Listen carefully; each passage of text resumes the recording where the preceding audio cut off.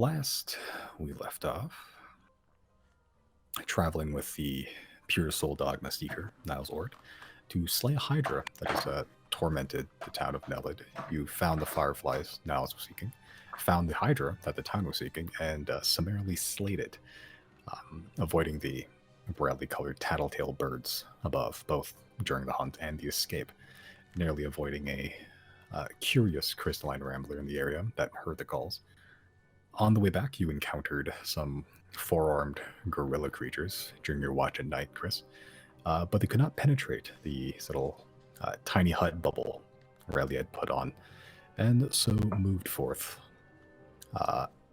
retrieving your horses amongst a plethora of dead wolves, freshly killed by Fury. You traveled back to Nelid and decided to visit the graveyard of Nelid at night. Hearing a voice ahead, you all successfully sneak amongst the trees and of the deceased people buried there and hiding behind the low stone walls that border that graveyard, and discover a sort of light green, yellow-skinned feminine figure hugging the tree of Balthazar Smitty, the late mayor of Nelid. You can see from a cursory glance just various twigs and branches growing out of her body, which sprout some leaves. The tree of Balthazar shifting and moving, like limb-like branches trying to sort of twitch and undulate. Listening in for a few moments, you can hear her say in common specifically, "It is not your time yet. You'll be the best of us." That is where we left off. So, you're all sort of crouched, very splinter cell behind these low stone walls, a couple feet away from this figure. What would you like to do? Watch and observe. This is not my wheelhouse. I attack. You said that it was in common, right? Yep. Yeah, I guess I'll also just I will observe Riley observing because my perception's pretty trash. So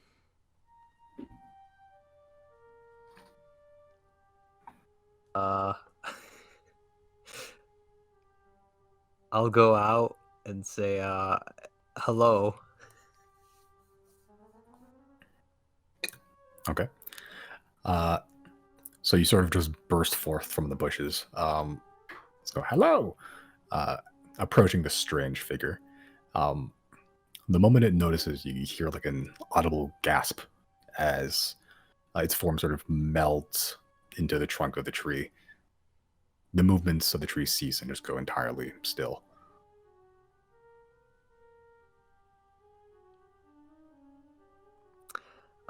Wait, come back.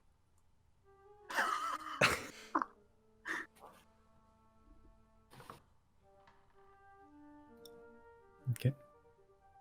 About a moment passes. Anyone else doing anything? Just enjoying the show. I'll say, is there anything I can do to help?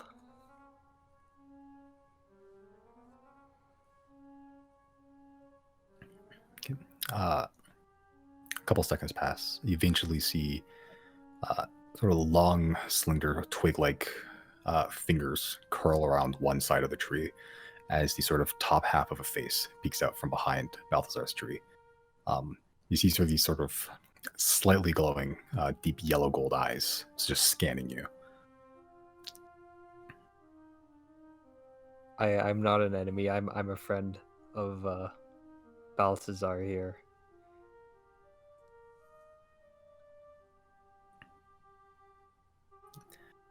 It continues to scan you from the tree. Eventually, over the course of like 10 seconds, very slowly edges out into view. All of you can see clearly at this point. It's definitely not human. It has like a feminine figure. You can see in the moonlight the texture of the skin's wood-like, not like bark, but like this sort of smoothed texture layer underneath. Hair isn't really hair. It's more like a large bundle of yellow-browning leaves that sort of shift and sway in the breeze. No clothing, really, but it's almost like she's grown her own with sort of like an assortment of leaves covering abundantly anything that would be deemed inappropriate. Tall, very tall actually, probably just over 7 feet. Very lithe, impossibly so, almost disturbingly. She sort of just approaches you closer, Chris. Just sort of hunched down, getting almost pressing her face up against yours. You smell like city people. Like Balthazar. Yeah, well, I grew up in Nelid in the city, and Balthazar, used to help me when I was growing up. He was a good person, and he helped the city a lot.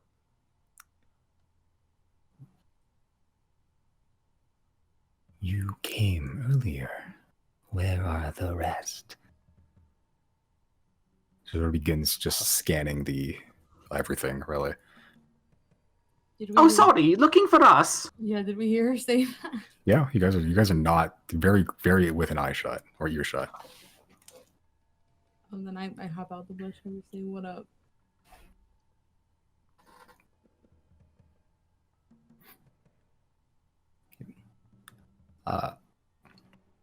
As you all sort of just approach, the figure sort of just backs up a little bit, but eventually begins scanning the rest of you.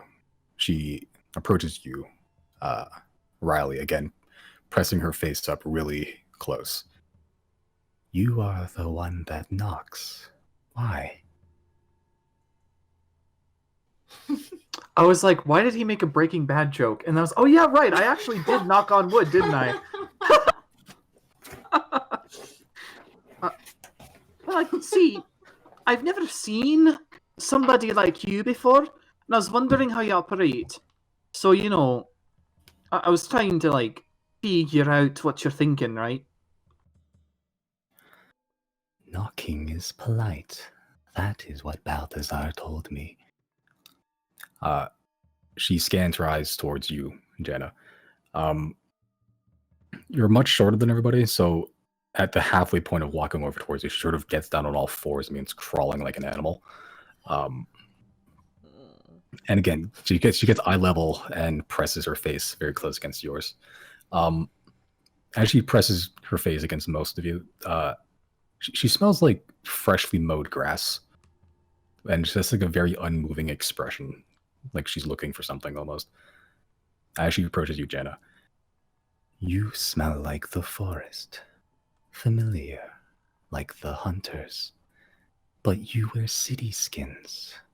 The hunters don't wear city skins. Are you lost? No, I'm good, thanks.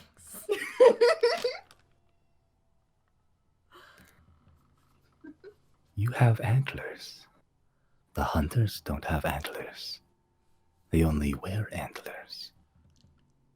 She sort of runs these slender, as you now discover, kind of rough fingers, like she's just scraping a bunch of branches across your arm, and sort of looks at your tattoo that you just got like the night prior. Mm-hmm.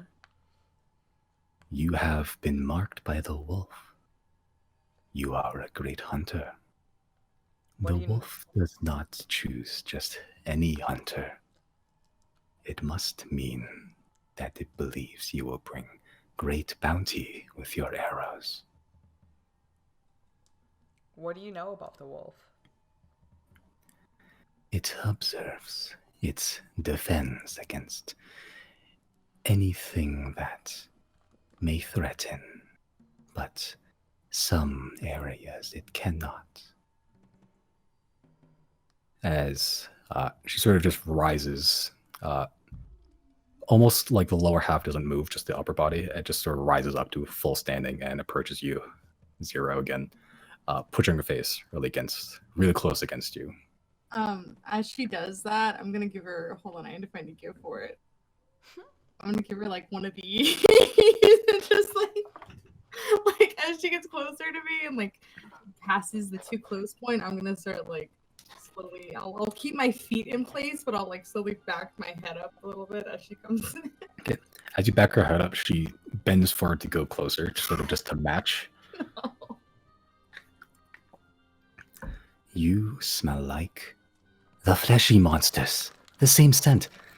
The tree-like figure backs up closer to Balthazar's tree in a sort of defensive stance. You are here to hurt Balthazar, to hunt the tree, like the other city people, like the fleshy monsters.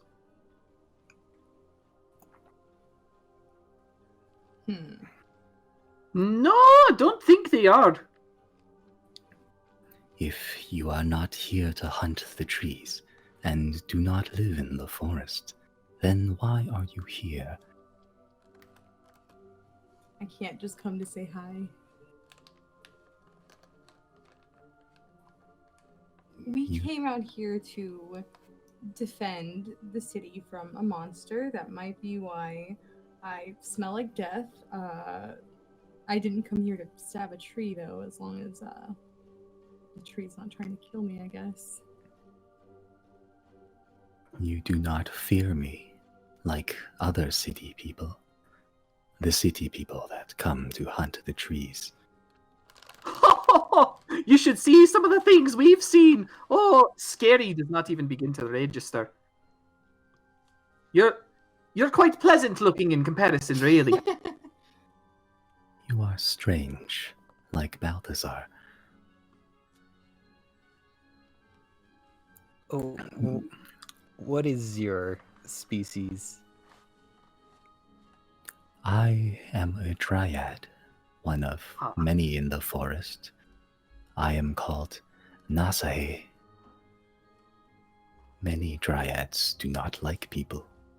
People come and hunt animals, hunt trees. I only tolerate because of Balthazar. Who are you if you are not hunters of trees? Hunter of fish. I'm Hunter of knowledge. Just a regular hunter. I just like to fight. I don't know. You said you come to kill a monster in the forest? But the deed is already complete. Do you speak for the city people? Sure. Technically? I mean, we're not super affiliated. We're just hired arms, I suppose. We can speak for them if there's anything you need us to tell them. Balthazar spoke for the city people. Balthazar's heart was kind. He protected the forest, took only what he needed. He listened when I told him what hurts the forest, taught me the language of the city people. Without Balthazar, her gaze sort of just trails off to the forest for a little bit.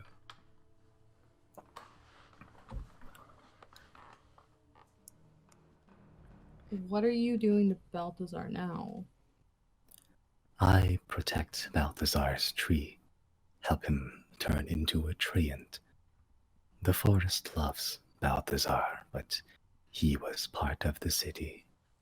Now that his body is gone, his soul can join the forest too. Souls are good fertilizer.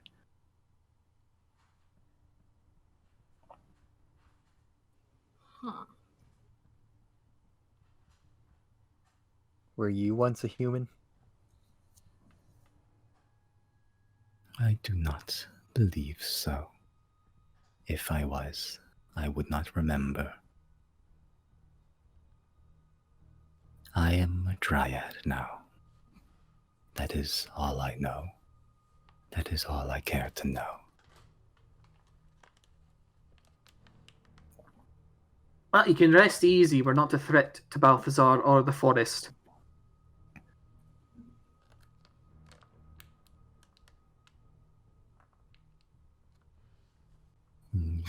good hunters?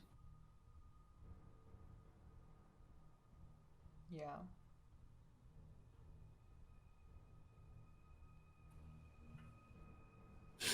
You are all strange, but a good strange. I Right never back at ya. spoke to a city person except for Balthazar. Sort of looks to you, Zero. Even the fleshy monster one. Maybe you are a good fleshy monster. Thank you. Zero has like a very confused look on their face.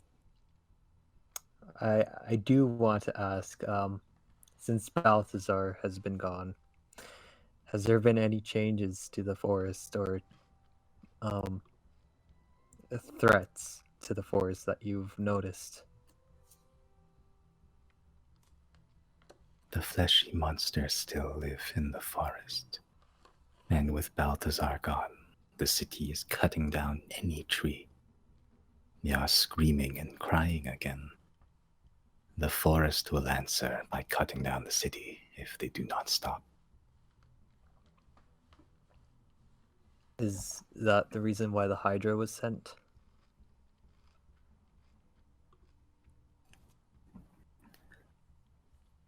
All that live, sort of just looks to Zero. Most that live in the forest abide by a rule. The forest is the home. An attack on the home is an attack on all. We did not send the Hydra, but the Hydra's frustration is felt.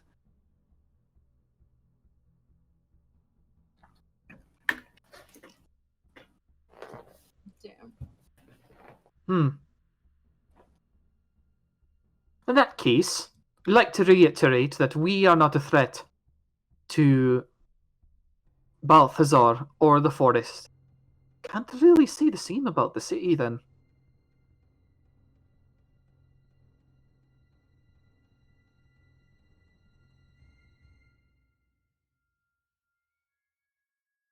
I can't remember, Simon. Is that something we knew about before? Like the people from the city cutting down the trees? It's a wood town. Like everything is made of wood. Right. It's their entire economy. Well.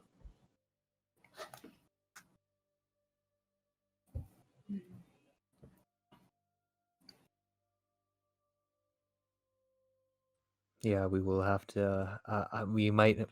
I'll probably discuss with the people who are leading the town at the moment to maybe rethink.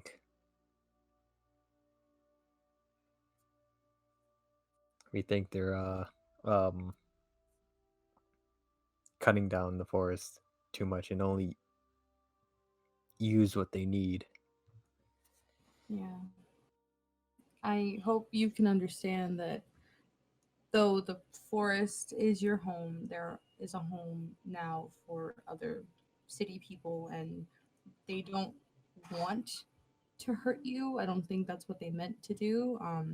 But they still need resources to survive. So I think we can try to talk to them and maybe see if they will stop killing everything. But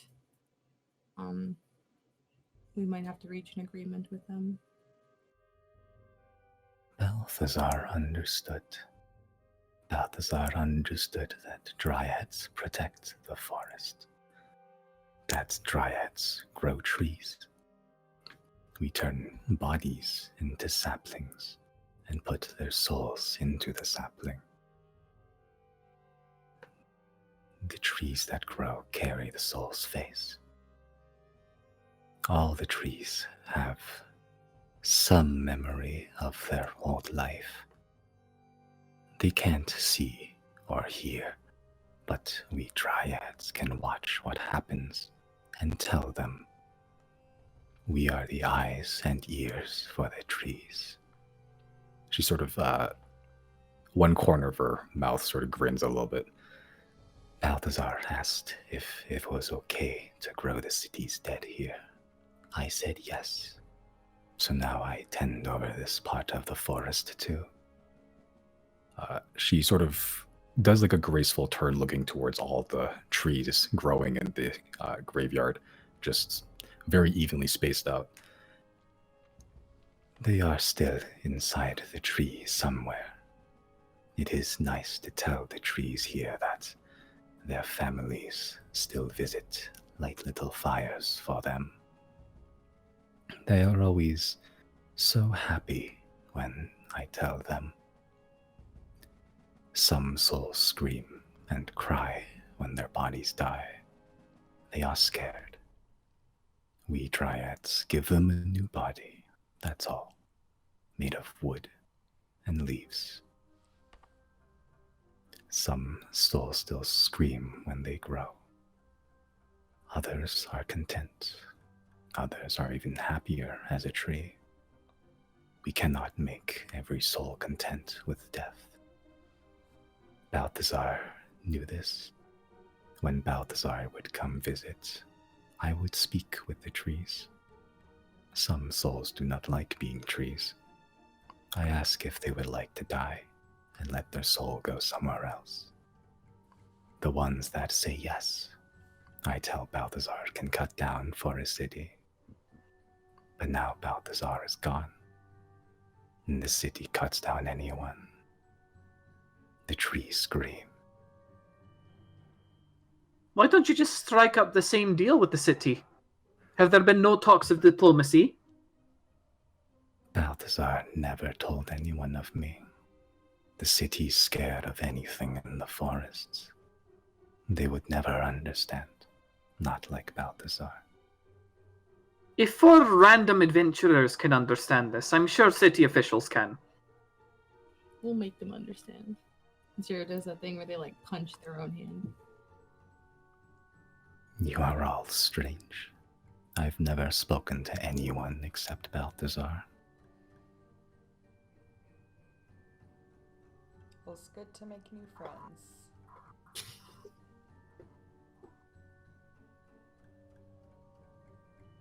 Indeed. Adventurers. What is this word? Oh, we go all over the place and do all sorts of things. That's essentially what that means. Never in one spot for too long. Yeah, we just like getting into trouble. Can you help us? One of you is marked by the wolf. That means you have conquered Great Quarry, yes?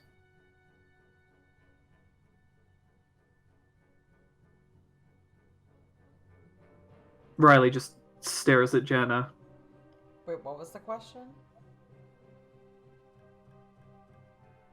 You are a great hunter, yes? Yes. You have slayed Great Quarry. Not to boast, but yes. You do not need to see the sky above you to feel comfortable. Yeah, we were pretty comfortable in the Underdark. Yeah. Somewhat. You can enter caves. Can enter the water too.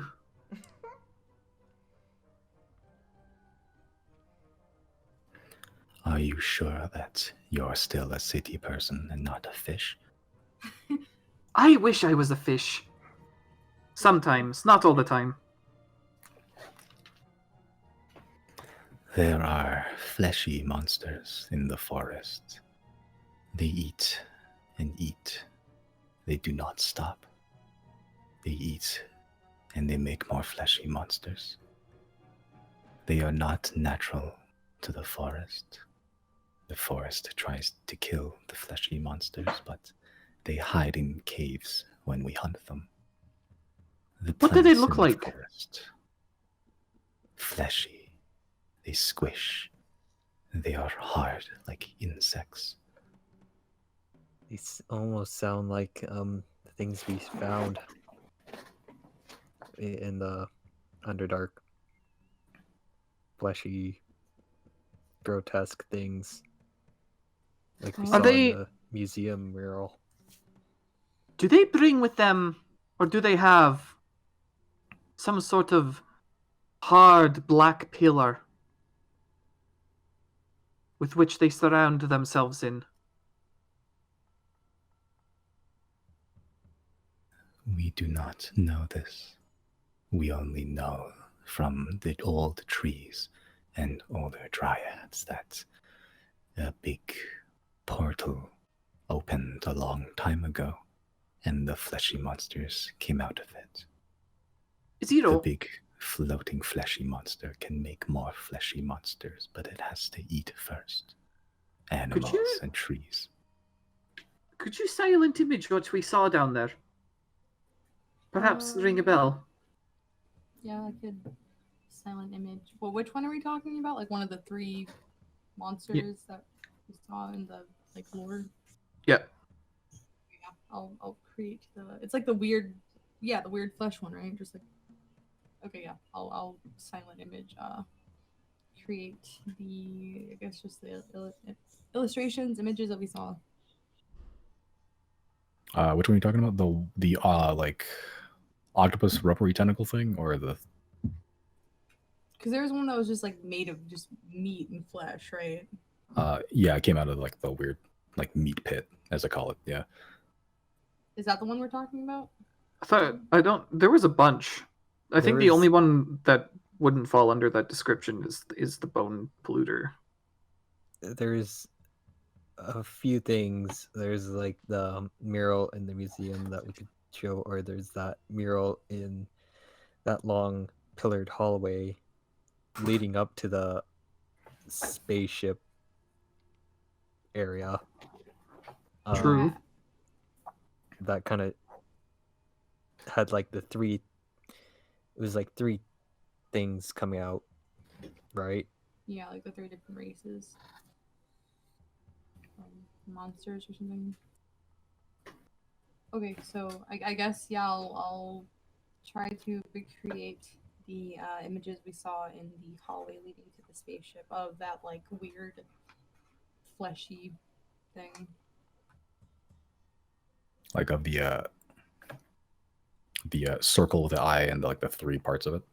Yeah. Okay, so you sort of conjure that up with minor illusion. Just make like a holographic 3D image of it that slowly rotates.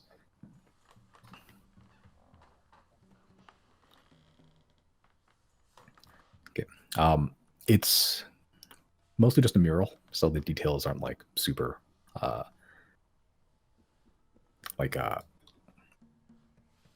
like super detailed. It's kind of abstract. Let me just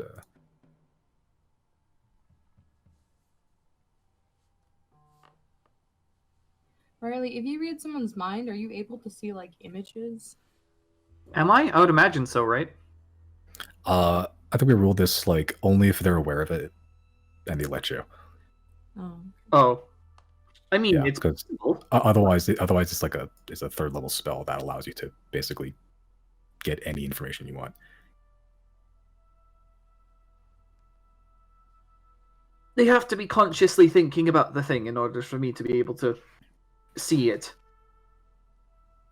Okay, maybe we can ask her if she'll let us do that, just so we can get an idea of what she's talking about. If this illustration I'm showing won't do this monster justice, we can kind of see what she's talking about. What was the dryad's name again? Something with an E?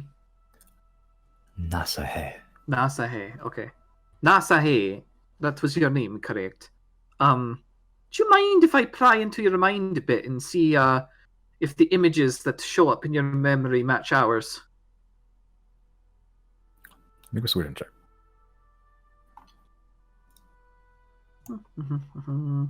Persuasion. Yes. Nice. Okay.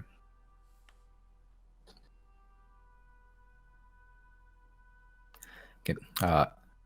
The dryad sort of just leans over, grasps both of your, like puts her palms over your cheeks and like smushes your cheeks together, like it cradles your like head in her hands. It just goes, "I will show you the fleshy monsters." And so, Fool's Insight, let's go. Okay. Uh, at first, you see flashes. Like it's just a chaotic, just a mess of thoughts, mostly just color than anything. Eventually, you see a big, almost whirlwind of autumn leaves, orange, brown in color. And you see the leaves begin to decay, liquefy even. And it just turns into this semi-black, mostly gray paste that gets absorbed into like this big, almost look like a ball of flesh. It looks like a big pile of mangled flesh. It's sort of sitting in a big, sort of just like coating, smearing of this weird, like purple gray liquid that sort of just coats this imaginary floor. You notice that it's heaving, like it's breathing. It looks like this flesh sack is sort of inflating and deflating like a balloon. Eventually, this flesh sack inhales, if you will, and inflates more and more until eventually it begins to rise. You see a sort of strange sort of dust or gas escape from these vascular tubes almost that jet from its body as it inhales and exhales, some droplets of liquid escaping. And you see leathery tentacle-like tubes slick with the same liquid that it's been sitting in. And the tentacles sort of writhe and shift as the rest of the body floats upward. The tentacles begin to bulge. And almost like this Looney Tunes style cartoon, where it's like this like big bulge down a tube, it spits out another pile of flesh. It rises. You can see about the size of a human, a little bit taller. Flesh taut to bones, if it has any. You see two clawed arms and two large scything mantis-like appendages growing out where the shoulders would be. The body itself is thin, almost wiry, insectoid-like in nature. And it's sort of just crawling around on all fours, scratching at everything. This looks very similar to that thing that rose up from that flesh pit in the Underdark. Wait, Huh? so was I the There's only not- one she said smells like these flesh monsters?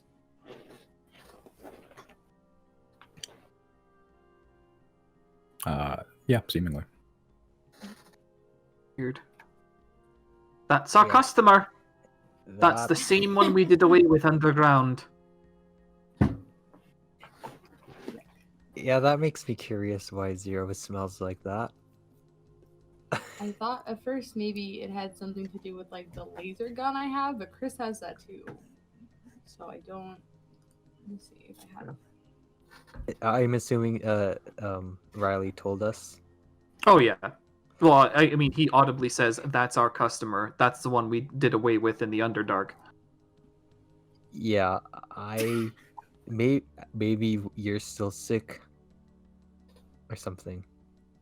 Maybe you have something that you brought from them. I'm not sure. I have weird stuff in my inventory. Yeah, I have let me see where this starts. Robot head and laser tube. I don't know what that means. Vials of silver containing wait. I don't know. I wrote everything weird. I wrote everything down weird. 1 red vial, 2 robot squid vials, 1 robot squid gyroscope, 1 floating disc, 1 tentacle metal cap. I don't know. I'll have to go back to the other session. And That's pretty much all like the stuff you harvested from that the robo squid that you killed. yeah. It's like bits of the tentacle, some like just like metallic parts from inside the inside the body, and also some like vials of liquid that you're not sure what they are. Can I take the liquid vials out and just kind of see if she reacts any kind of way to them? Because I wonder what this stuff is and if it's like, if that's what she's smelling, because I don't think it's like the metal. Okay, so you take them out and just hand it to her or what?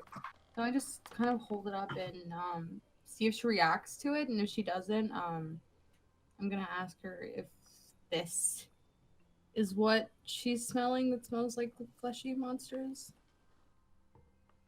It sort of just takes your arm. Doesn't really take the thing you're holding. Just sniffs the thing. Recoils a little bit. Like sniffs your shoulder where there's like nothing there other than clothes. Wait, so she didn't sniff the vial? She did. She just didn't grab it. She just sniffed your hand there that's holding it. Just like if you're holding it like palm out. And she just takes a while sniffing stuff. It is you that smells like fleshy monster. Why? Okay, thank you. I try to put the vials back. Zero suddenly very self-conscious of the way they smell.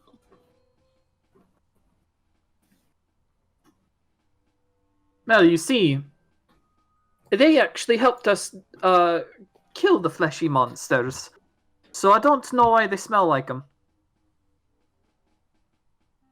A good fleshy monster. Will the fleshy monster help slay fleshy monsters? Sure. Well, this is our MO at this point. Sorry, Merrick. You're gonna have to wait.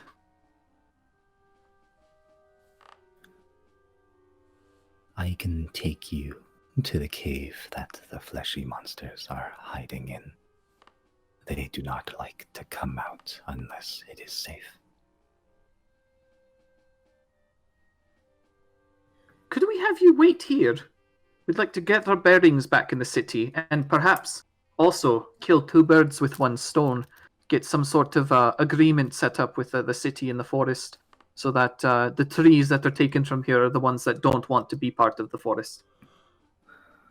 How might we tell which trees don't want to be a part of the forest, or which souls? You have to speak with them.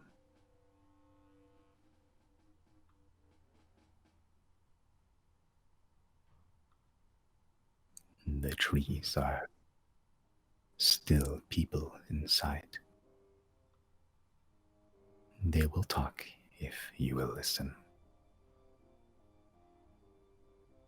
Many city people cannot listen. Even the hunters, sort of looks at you, Jenna, cannot listen.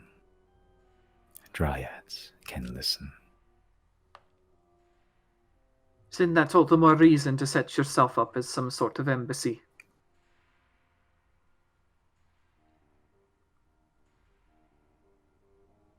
An intermediary between the city folk and the trees.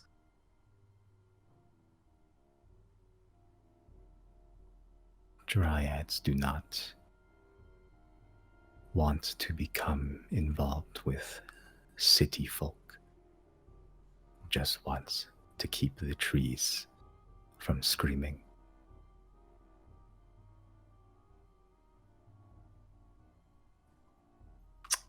I have a problem with this complacency.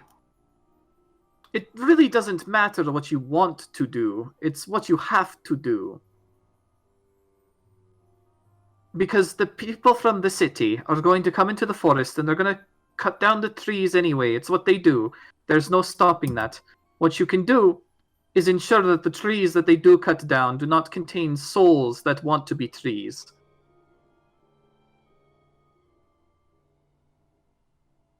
Make a persuasion check. I'm not going to nat 20 this one, unfortunately. That's still pretty good.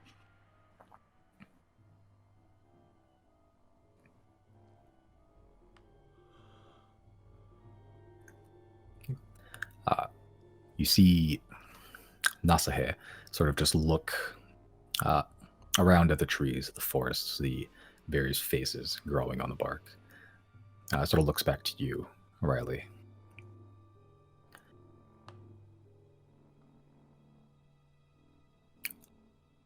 I will converse with a city person that you think is right. Then I'll make sure I find that person.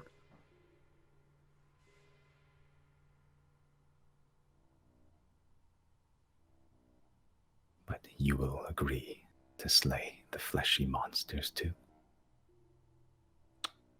We don't even need to make a deal on that one. That's on our to-do list anyway.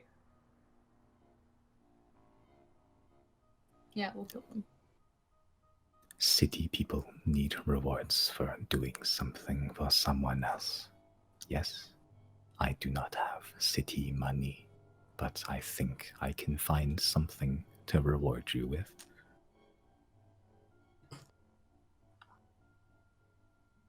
I like a reward.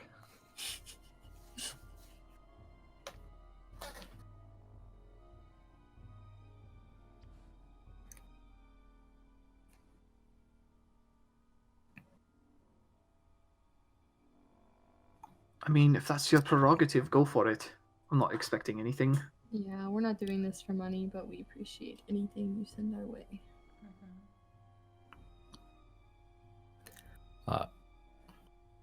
You see the Dryad smile wide for the first time in this whole exchange, really. Thank you. You are truly brave city people. Until you return, I shall remain here. I do not like to be seen by other people, so I only come out at night normally. But I'll leave for you if you knock on Balthazar politely. That we can do. Okay. He sort of just backs up into Balthazar's tree and just melds with it. Like the bark itself almost like envelops the form of Nasaya until eventually she's sort of just inside the tree and gone. That's terrifying.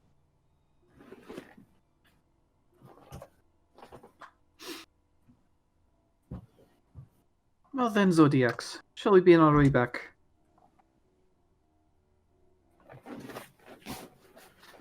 Yep. Okay. Ooh, time. That's a thing I should probably open up. Zero looks at Jana as we leave and just whispers, Jana, please don't let me die in this forest.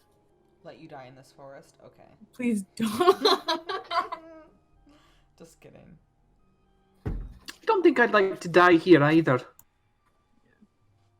Don't really like the idea of being stationary and not being able to fish. Would you otherwise get to fish in the afterlife? Who knows? Nobody knows what the afterlife is like, if there even is one.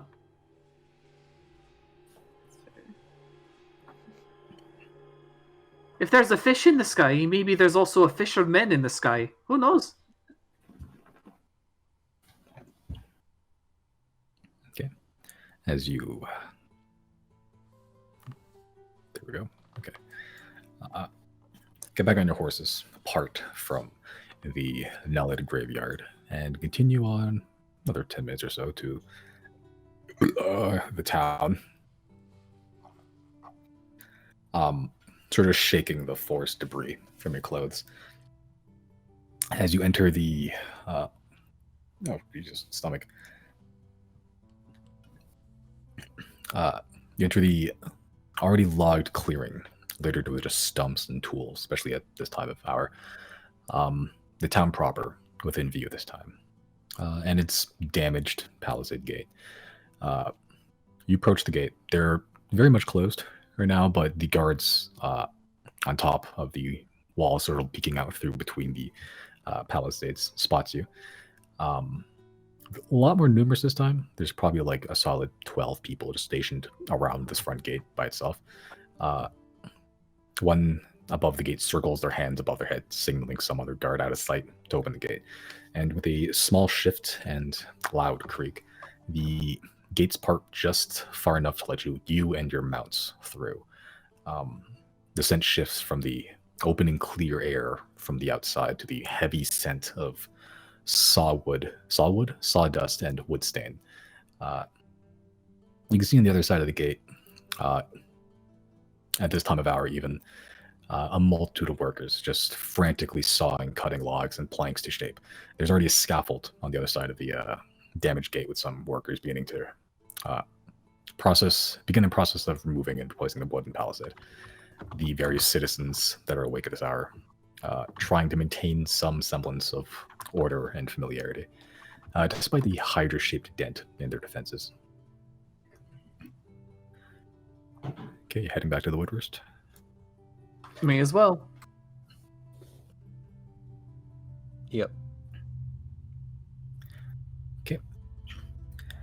Approaching the wood roost. Past the wooden statue of Balthazar and through the dark wood doors into the central lobby where Janice Kelly, the sort of new manager of the wood roost, sits, currently thumbing through a ledger. You can see there's some heavy bags under her eyes. Currently writing something in the pages, squinting through a pair of spectacles, with the steam from a cup of tea rising up from the desk. As you enter, she sort of notices your approach, flips the ledger closed, yawns a bit, and once her mouth closes, smiles, somewhere between the expression of surprise and relief. I see you're back safely. Foreman Meltflower and Seeker ought to tell me a bit about the situation. Can't say I wasn't a little concerned, but it seemed I didn't have anything to worry about at all. The foreman and the captain are still in the building. I believe they're asleep right now, but they did want me to summon you when you arrived. Did you want me to do that now, or would you like to get some rest? It looks like you need some. Rest would be nice. Also, what of the Pure Soul Dogma? Yes. Seeker Nalzort, he brought the wounded here after they were treated as best we could. We don't have a lot of doctors, clerics in the town. I believe they're resting in the rooms. I think the Seeker is somewhere, probably in the tavern.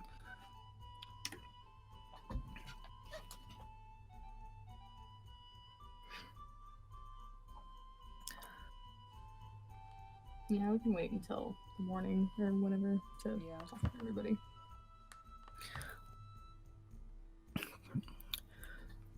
Okay. Your rooms are still ready, and there's a hot bath waiting for you if you need. Ooh, that sounds lovely. It just takes like a few hot buckets of water in a big tub. Nothing too labor intensive. Better than the swamp water. Where can I put this Hydra head? On my back?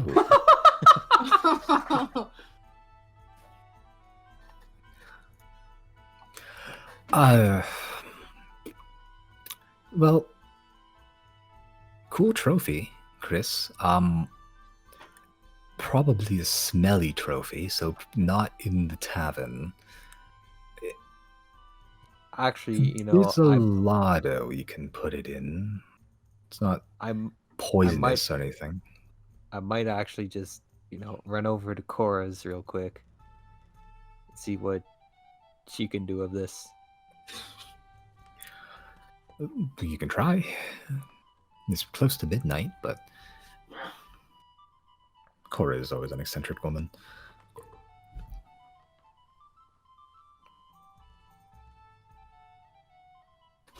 Or I could wait tomorrow. I'll wait tomorrow. You can put it in the larder for now, just with the other meats. Just try not to touch anything with the head. Okay. I'll go put it in there right now. Okay, that's someone in the tavern, just in the back room. Anything else I can get the rest of you while Chrysostomus stows away his trophy? Just the directions to the bath. Yes, please. Just to your right. Take the first door to the left. Thank you much. Riley's off. He's off. He's gone. Okay. He wants in the water now. All right. Yeah, there is like a small bath section. There's like 3 separate rooms, at least on this floor, for one-on-one baths and one for like a communal bath. However you guys like to do that. Individual baths? Baths. I don't think it really matters. Okay. Yeah, eventually you guys, 3 of you at least, soak wash away the forest filth and clean your acid wounds, some of you. Zero's like scrubbing their skin really hard, trying to get the fleshy scent off of them. They're also washing their clothes at the same time. Riley is just casting mending on his clothing all over the place. Probably the boots that took the most acid damage, so any mending that can be done there is good. Oh, yeah, that's good enough. It's still, it doesn't actually, mending doesn't clean filth. That's a different spell. Be what, prestidigitation or something? Yeah, that's the one. I do not have that. Yeah, so you can, there's like people that work there that can help launder your clothes while you're bathing. Not a huge deal.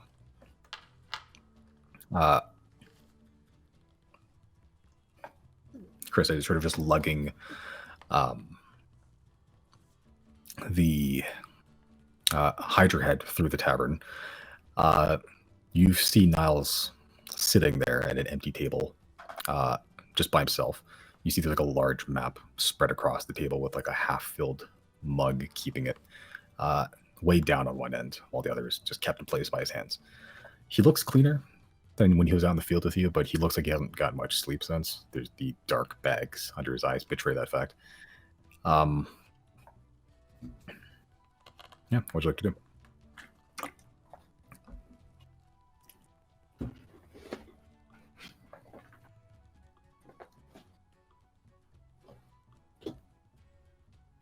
Bren? Uh-oh. Yeah. Sweden. Speed down.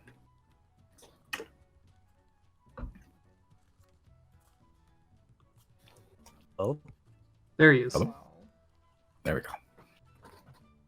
Okay. Did you hear anything I just said? I don't think so. Okay. Last you- off I heard was bath, and we were cleaning off the wounds. Okay.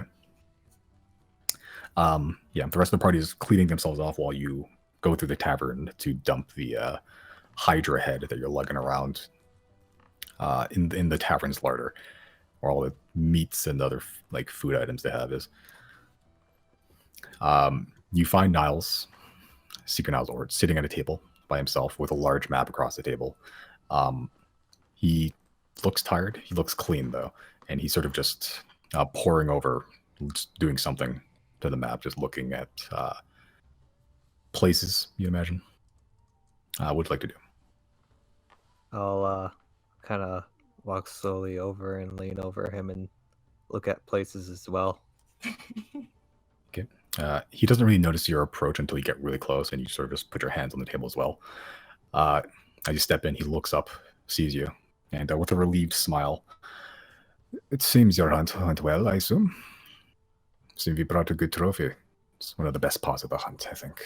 That sense of victory that you are beating a greater adversary, and the physical proof of it in your hands."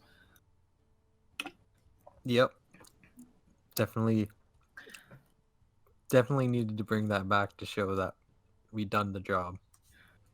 You don't know if we killed it. Maybe we didn't. Maybe the Hydra has 20 heads now.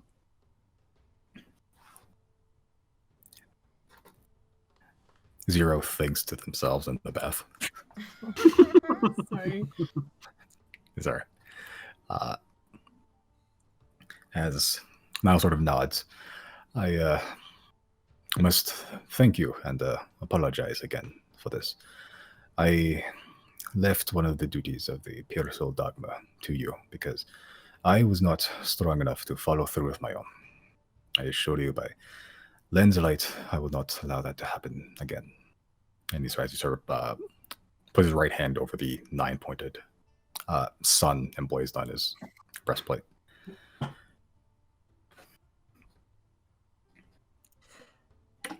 So, what are you up to next? I'm just plotting the next route of my fireflies and where we'll be going. Well, what's left of them. It'll just be me and 4 of my fireflies, most of which are grievously wounded, but healing the best they can. I will need better healing than what we can get here. I'm a fighter. I cause wounds, not mend them. The obvious choice is to take the direct path back to Sant and have a high cleric look at them there. That comes with its own problems, namely convincing the clerics to use the spells to heal someone that isn't an inquisitor, and also passing through Duzamar. Ugh, not an ideal location to be going through when you're vulnerable. Could avoid Duzamar, head east, Adio, Kreshid, down to Bethis, but that's a bit of a longer trek. I do not know if my fireflies can make it. Trip up to Sylvia, see what other doctors have to say, perhaps. Of course, there's no guarantee they can do anything with these wounds without magic. This used to be so much easier than my fireflies giving me suggestions. You could go to Silnio, take an airship to Obethis. It might be a bit quicker. We do not have the money to buy an airship.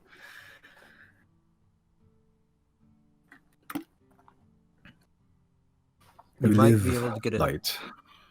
Not a whole lot of money with us. You might be able to get a discount if you ask for Captain Doodoo. Are we sponsored now? Say, Chrysostomus sent you.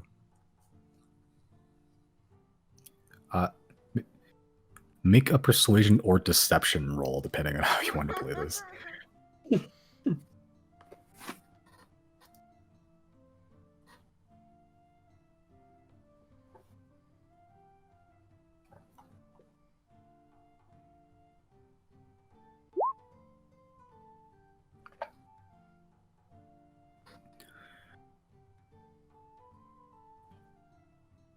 And how much of a discount would this Captain Doodoo, you said, would be willing to give? Can we recall how much he gave us? You Or just how got a much trip. we You got a spent? trip from Silnia to Imus, I believe. Times, yeah. So that was just like a regular trip.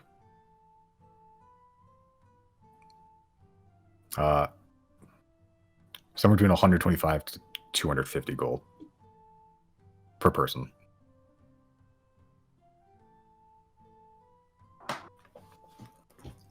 Discount maybe around 100 Total. per person. That's still...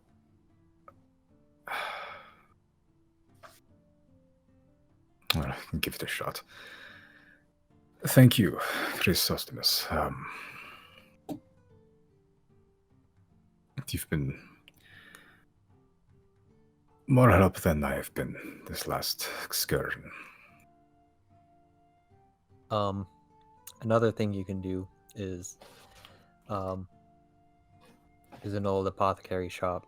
The owner, Cora, might be able to give you some remedies to help ease any pain or from the injuries that your fireflies have Yes, endured. Cora, that was the apothecary that we visited to get the general cleansing. It is good, and they are healing, but we are still really on the verge of death for however many days. And some of them have likely to lose limbs, and that would be something that even the greatest of apothecaries cannot solve.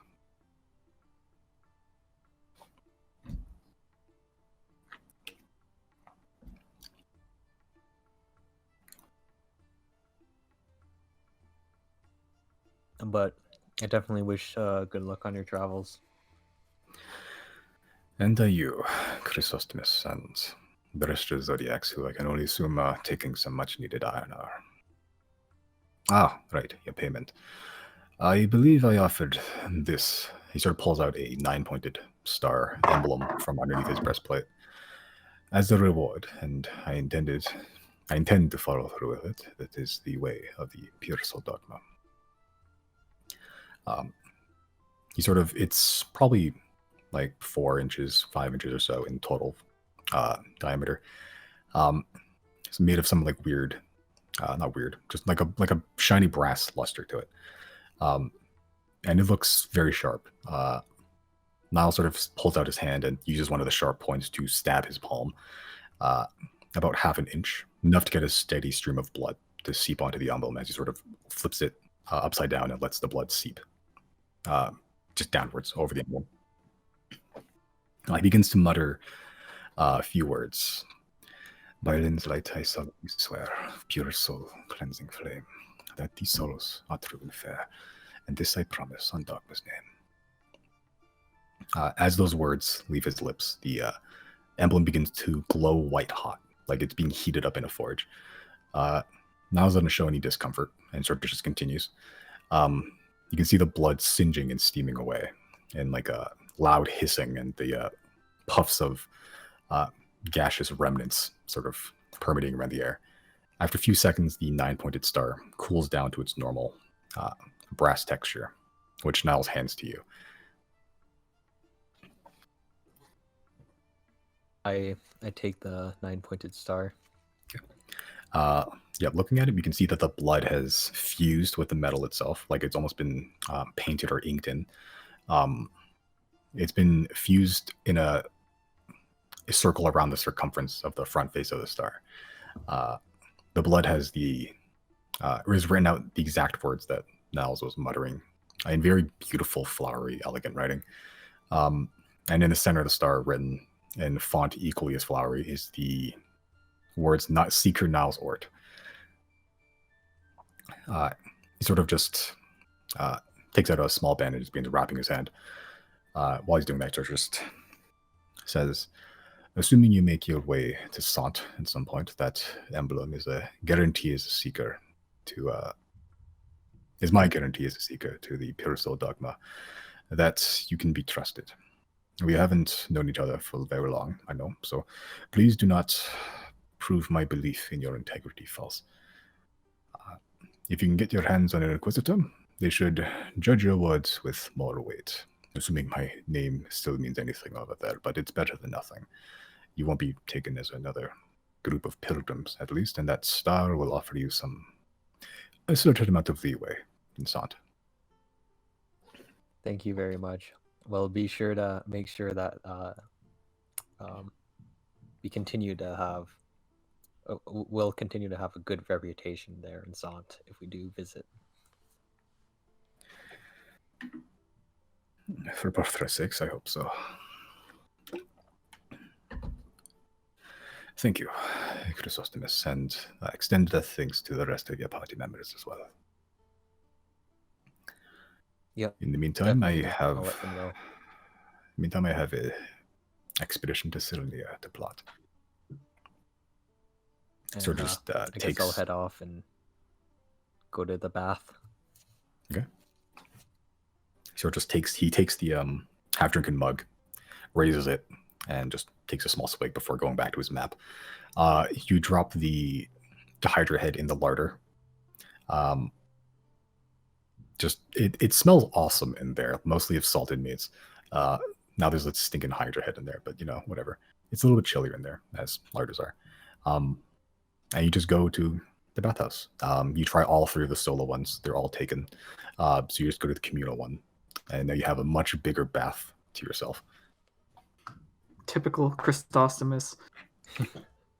I'll say this is the life. And then I splash around. Yep. Yep. There's like a little dispenser for rubber duckies as well. How deep is it? Not that deep. It's if you stand up, probably about like a little bit below waist. It's more of a sit down pool. I see. Yeah. Like one of them Korean spa ones. I'll try to cannonball anyways.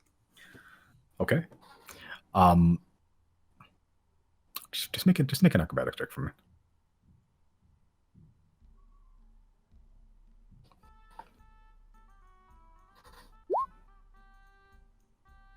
Yep. With these rolls do- today. Yeah. There's You do the most pristine of cannonballs, like the best cannonball you've ever done in your life. Like it splashes probably like quadruple your height, and there's like it's perfectly symmetrical, like perfect golden ratio. It has like that little like Fibonacci like spiral for like the Renaissance paintings. Everything is perfect, and you don't shatter your tailbone on the bottom of the pool. Yeah, but eventually you all get yourselves heated up, bathed, your clothes laundered.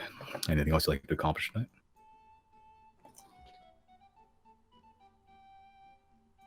Well, I will let them know before we go to sleep that Niles Ort gave us the emblem to go into Sant, and that he sends his wishes of good luck.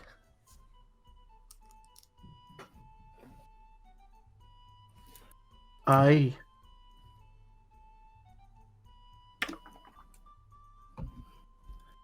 Maybe they'll have a bathhouse in Sant too.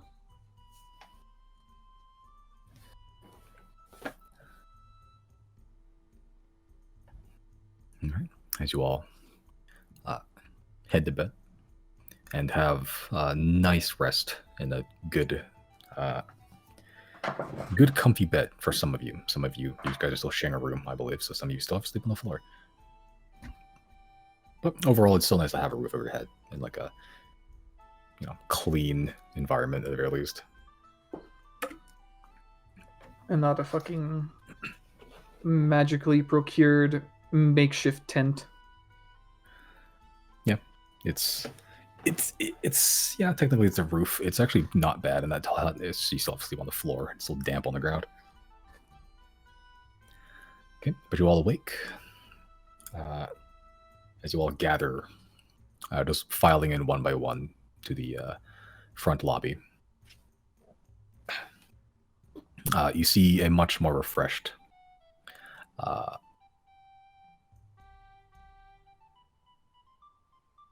Genius Kelly.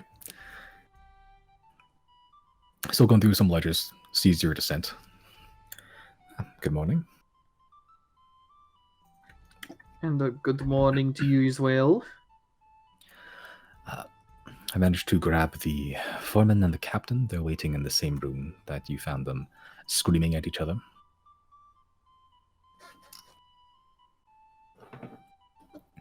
Whenever you're available. If nobody else has anything to say, then I guess I'll just head over. Go, I think.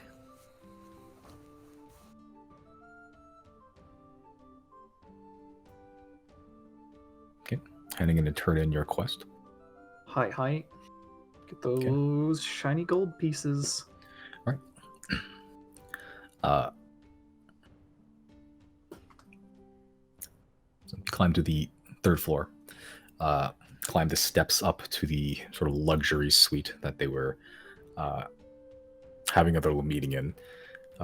Open the door to the same large room you entered when you first met the foreman and the captain.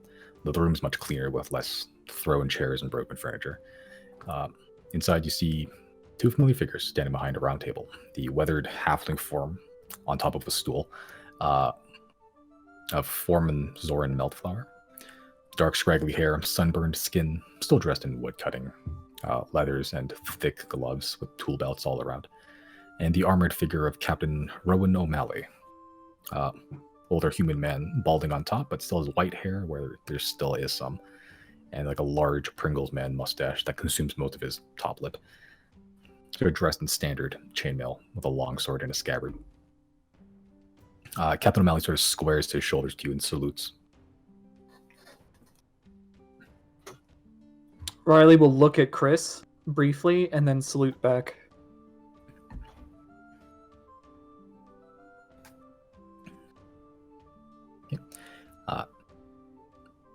Captain O'Malley sort of wasn't expecting that, so it just gives you like a slight nod. Sort of pipes up. I can assume your excursion was a success then. I don't think we'd be standing here otherwise. Seeker, Ornt filled us in on some of what happened before you left for Sylnia. the good fighting with loose soldiers of his. So, it comes to my attention the Hydra's head's in the larder. Took the opportunity to take a look myself. Well done, Zodiac. Seems you're tougher than any assed spume serpent.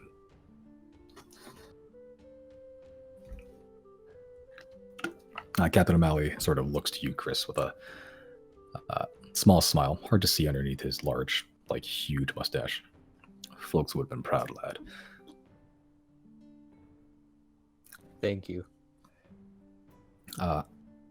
Foreman Meltflower at this point.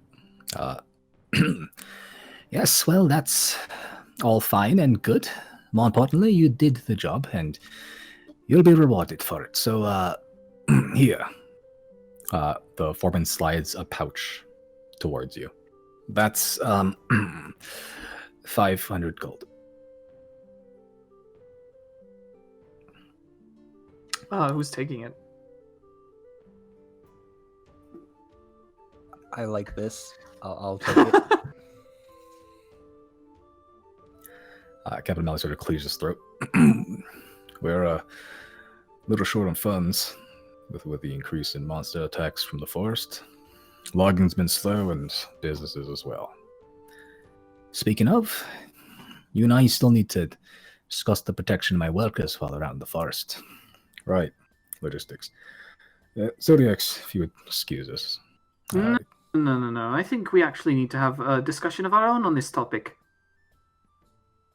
You see, we've encountered a species within the forest, which can commune with the trees in there. Are either of you familiar with the Dryads? They both sort of just look at each other. Just look back.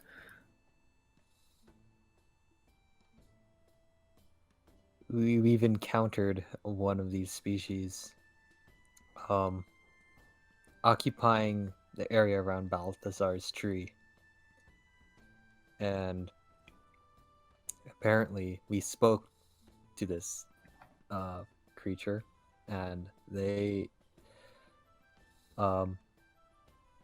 had a fairly familiar relationship with Balthazar, and they explained to us how the forest or the trees have spirits which contain the souls of dead beings or people.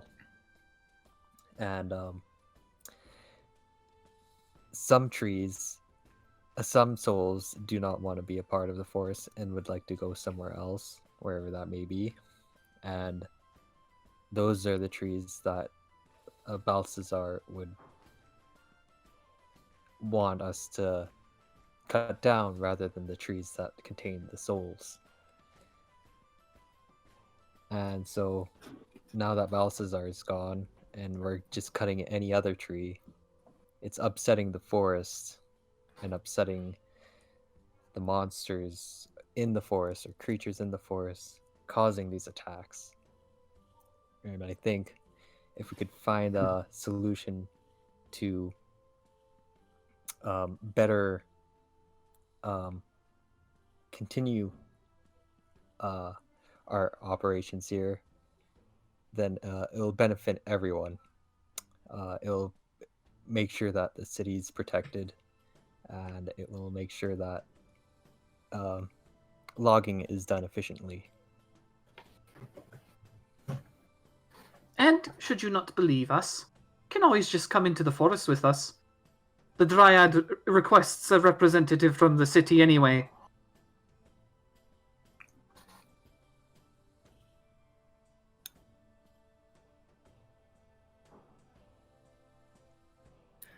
The two of them sort of just look at each other.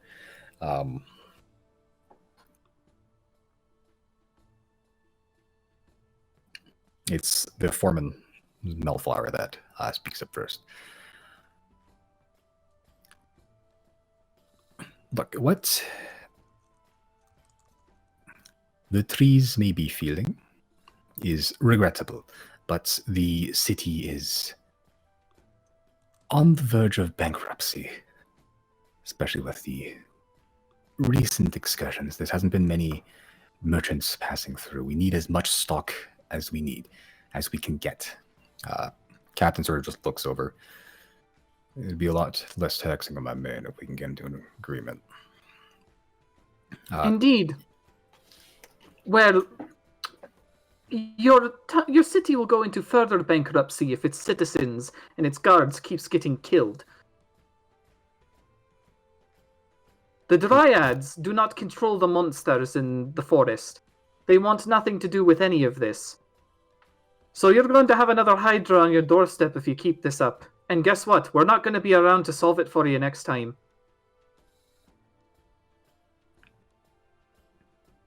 Make persuasion check.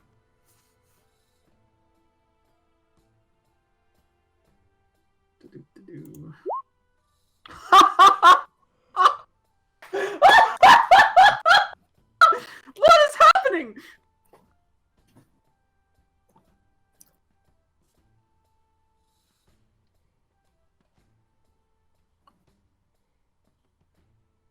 Okay.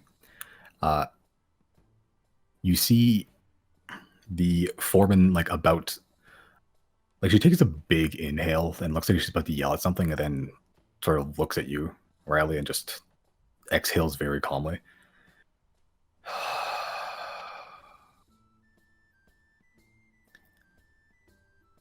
Sort of just looks back to the captain. She holds out her palm upwards and puts her fist on top. Captain O'Malley also does the same thing, and they play rock, paper, scissors. Captain O'Malley wins. And Foreman Melflower goes, well, if they want a representative, I guess I'm it. Perfect. I wouldn't have it any other way. And where is this supposed the meeting place? Did they have a tavern, a building? Balthazar's tree. Balthazar's tree it is.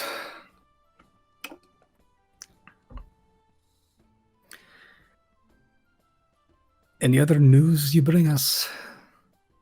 Yes. There's another threat here that we must deal with. I hope you're not thinking of being paid twice. Oh, no. This one's for us instead. Well, it's for everyone, really. Pleasure, Slaughter.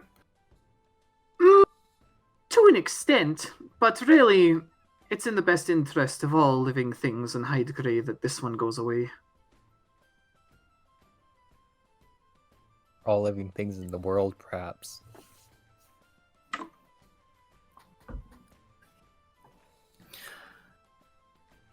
Adventurous stuff. Well, if you'd care to listen, we can explain, but the chances of you believing us are very slim. You know, on the wrong day, I wouldn't have even believed you about the Dryads. But now I'm going to a ball, dressing up in pretty gowns, schmoozing. That's part of business! I learned that in fish trade. I'm getting too old for this shite. Does the Dryad have a name? Anything I should refer to? Nasahe. And what you want to do in order to summon her is to knock very gingerly on Balthazar's tree. She speaks common, so the only barrier that you'll be having is the cultural one.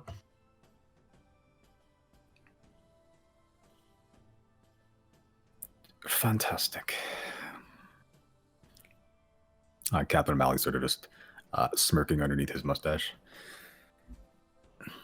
Hope you have a lot of ale. Foreman sort of just pulls out like a big, almost like a wineskin. Way ahead of you. I guess I go now, later, or what? I'm gonna look back at the Xodiacs. Do we want to go do the thing in the cave now, or what? Do we want to prepare? What are we doing?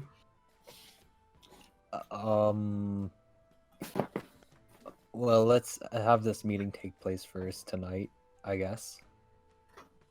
And then maybe after in the morning, tomorrow we can head off to the cave if we want. If that's our goal, if that's what we want to do right now.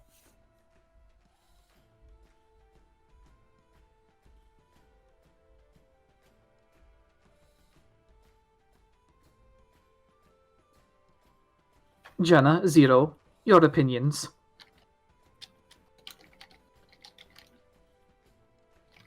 I don't feel like the meeting will take that long. We could do that first. Sounds like a All right.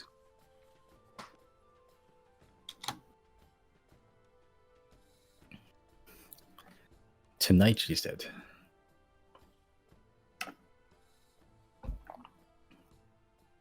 Yeah.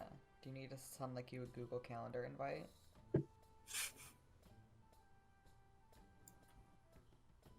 That would be wonderful. Also, like one of those like invite cards, like "You're welcome to our wedding." Mm-hmm. I woke up too early for this shit.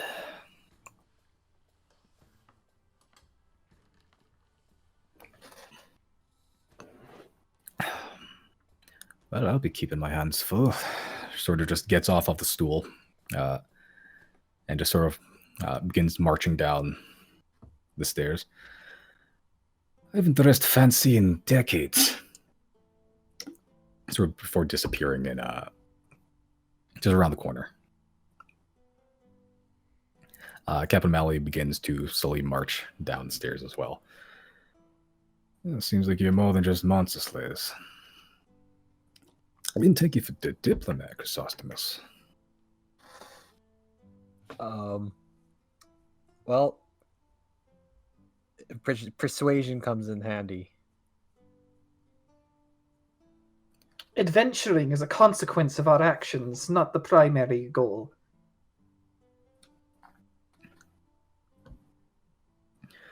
Oh, you know better than I would. Good luck with that shit show. Also turns a corner and begins walking down the stairs.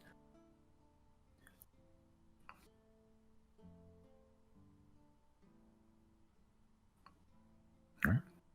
You still have pretty much all day. I can't imagine it's been too long since Riley ordered his funny new sword. I have a little thing there, actually.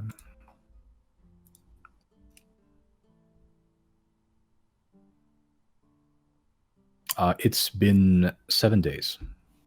Out of what, 14 estimate? Like a lot. Frostbrand. 3 weeks. Oh, 3 weeks. Okay, well, 1/3 of the wait is done. In that case,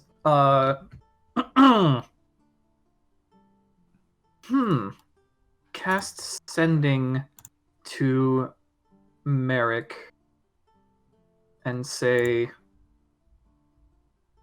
we've run into a few bumps on the road. We're coming to get you no matter what. So, location, please. Soon. Send message.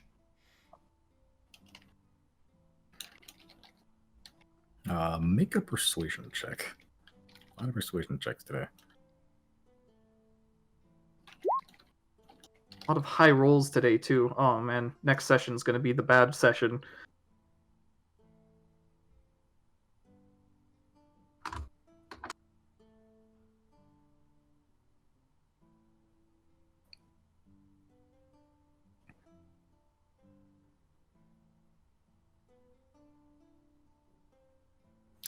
A good long while passes, to the point that you're not even sure if he'll respond. But in your head, in a gruff voice, if you know I'm already taken, you know where they're taking me.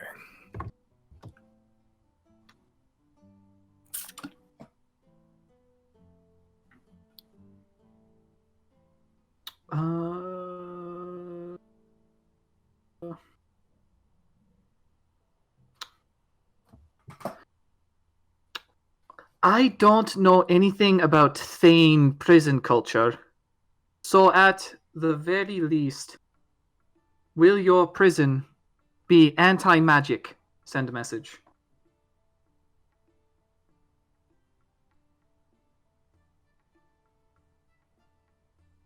Make another persuasion check. Huh, holy fuck.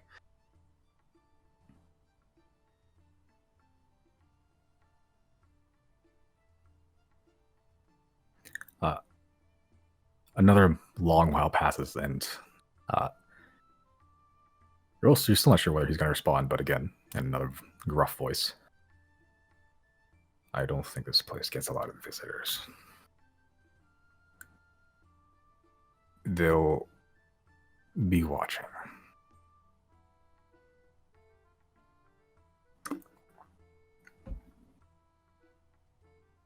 And last message. I don't need to tell you this, but try not to die meanwhile. Got to deliver your anchor after we take care of more business. Send a message.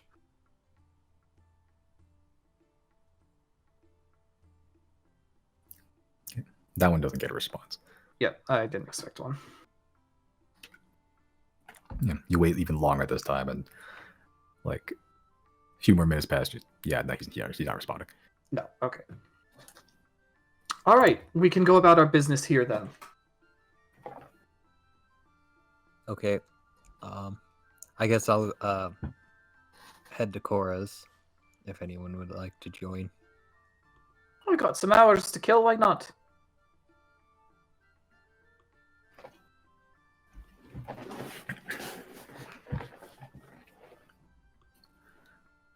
All right. Everyone going to Odd Weeds Oddities? Yep. Okay. Things about there. All right. So you all head into. So? Just be sure that I got the Hydra head. Yeah. It's lugging it back. Wasn't in the larder for too long. It is starting to smell, but it's like acidic. Like it's like a chemical. Like it, when you inhale too deeply, it's almost like a chemical burn in your nose. Oh, I see.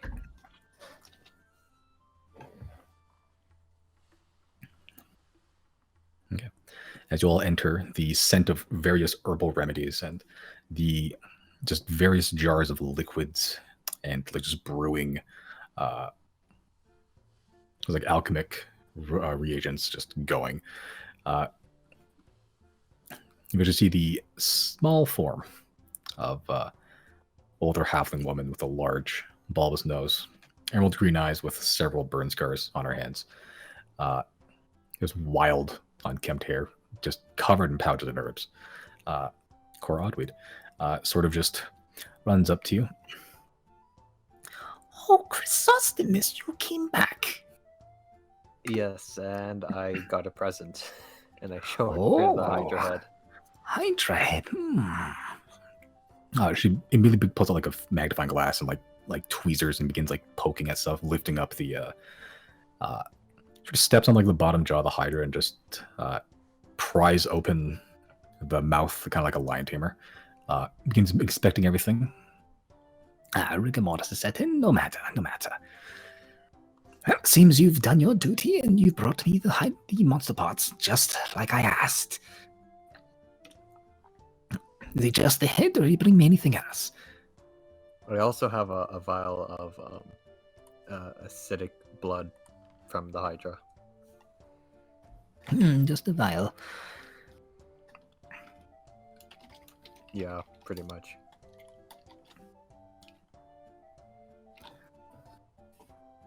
Not as potent, I believe, but it'll always be useful. For the head, I can give you 500 gold pieces, and for each vial, I can give you 75.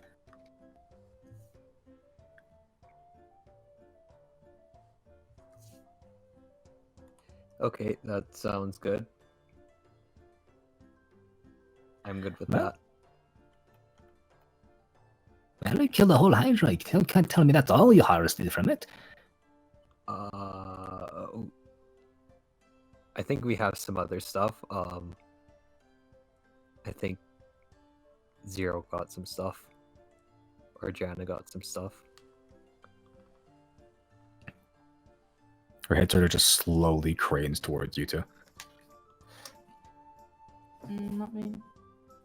I've got 20 iron scale hydro plates. 20. Very interesting. I just sort of just hand them to the about the same size as you actually. This big bag of just hydra scales, and just begins expecting it. Begins chewing on a couple of them just in case, testing the the hardness. You break it, you buy it.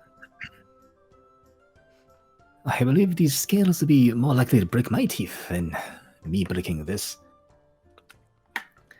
Completely metallic. Interesting. Let's call it 100 gold pieces each. So 100 times 20, 2,000. Deal, and I'm adding that to community.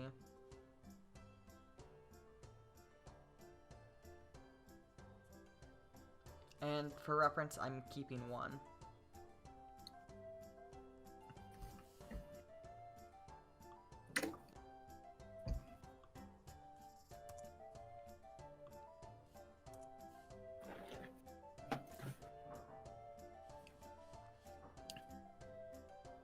Also got heart root bulbs. You want those? I don't know. Wait, what are those again? Wait, no, those are for me, not for sale. Yeah, they're little mini or miniature good berries, minus the starving effect thing. Yeah.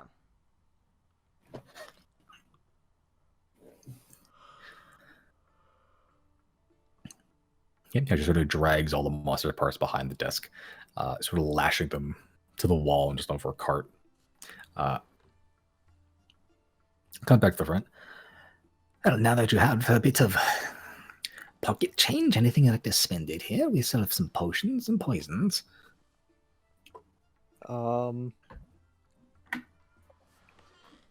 Just to be sure, that was 575. 575 for the head and that one vial you have. And Janet got 2,000 for all the skills that was harvested. But that went to community.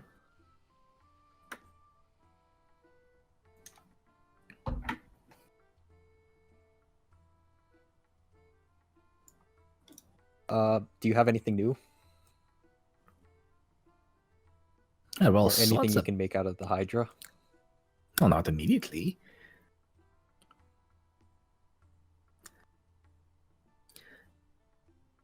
I have a few potions that can remove petrification. I can have poisons that will make skin feel like paper. All sorts here. You said petrification? Yes, softener, as I call it. It'll remove petrification near instantly.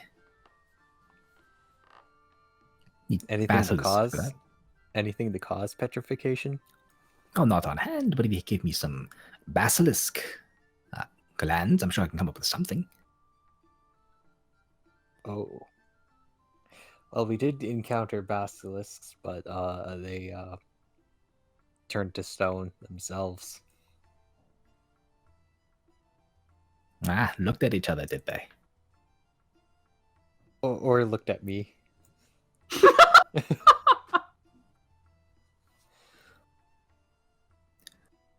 So it just reaches up and pinches your cheek. You always did have an ugly mug.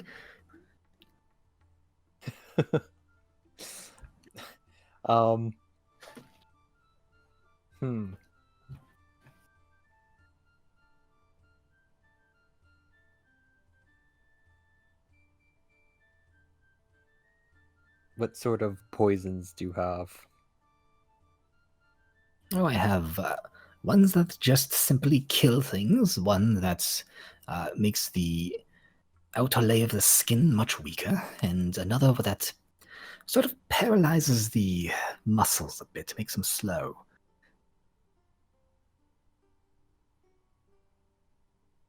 I like the skin weaker. That'll be 600 gold pieces. Okay, I'll pay that then. Okay. So let's mark off one paper skin poison on your inventories there.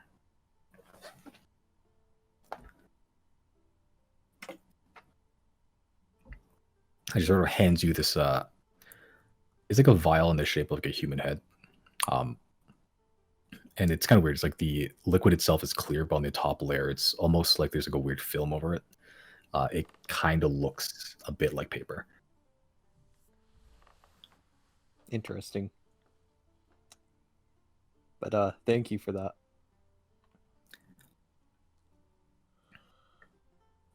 Can I get anyone else anything? Oh, I'm all out of money.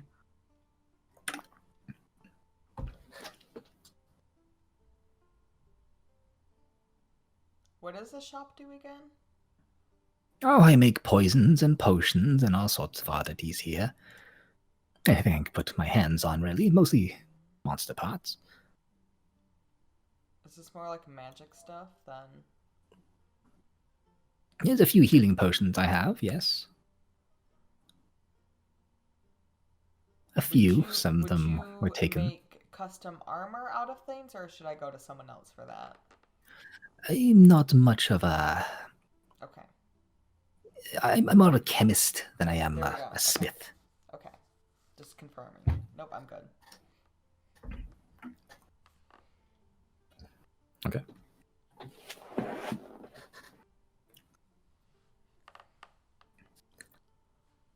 All right. Nothing else at the Dingbat Apothecary. I think that's all for me. Okay.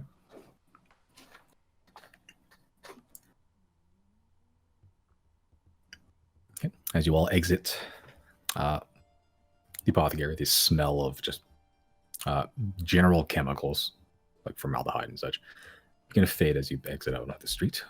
You still have a lot of time until nighttime. It's still like morning, pretty much.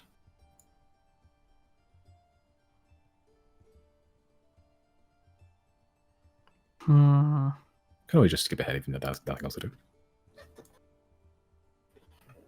I can't think of anything I'd want to do. You guys don't want to visit the Atneys? Oh, the Otneys are still another 2 weeks away from getting me what I need, so kind of no point in going. Did we take a long rest after it yet? Yeah, because We've you're long had resting. several, yeah.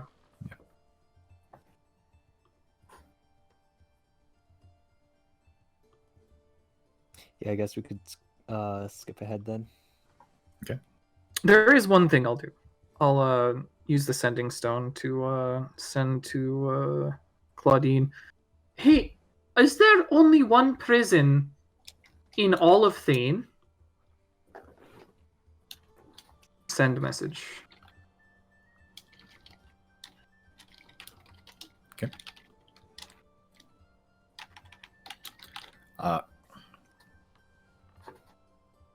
You get back pretty quick. There's not much cities in Thane. There's the one main city, Teej. Well civilized. Then there's the thieving one, which is where I came from. Merrick's going to Teague. You're gonna have to write those up.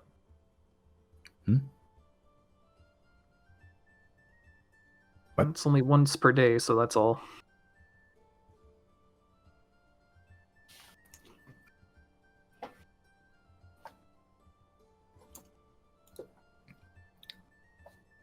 Now there is but nothing left to do. Okay.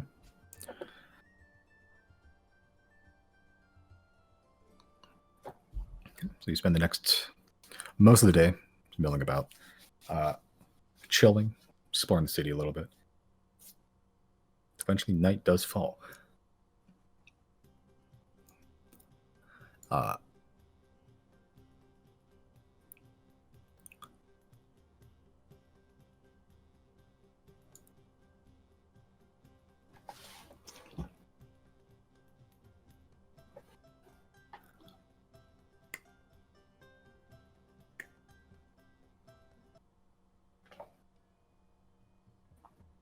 good.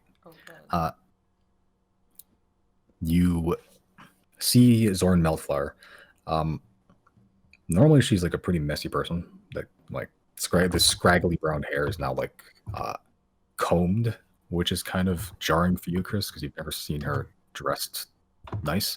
She has a sort of like almost like ceremonial half plate armor, pretty much. Like it doesn't look.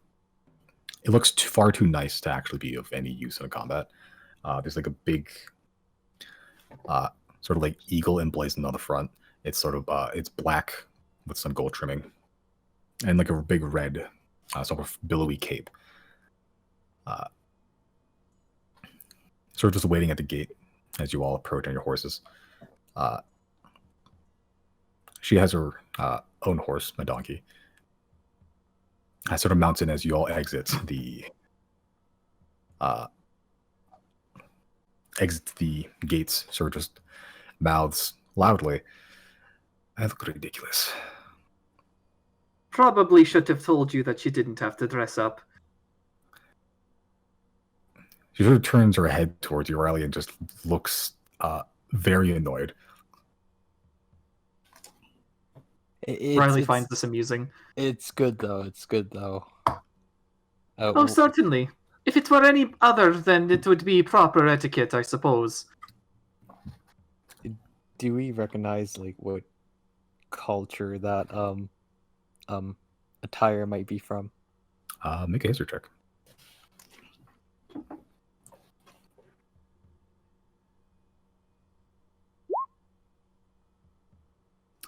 You gather that it's something to do with the Crucible War, like the most recent, but you're not sure exactly what.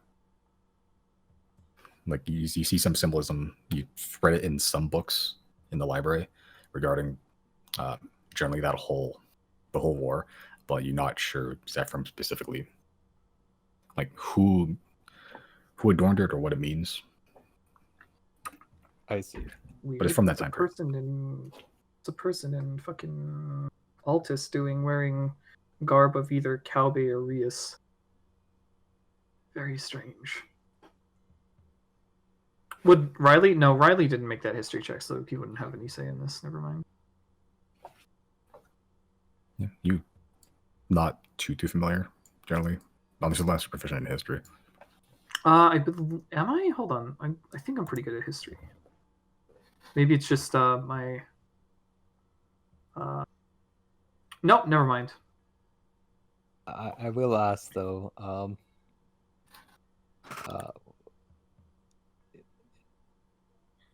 Where did you get this clothing from? Oh, it's mine. Oh, are you part of the Crucible War? Make a persuasion check.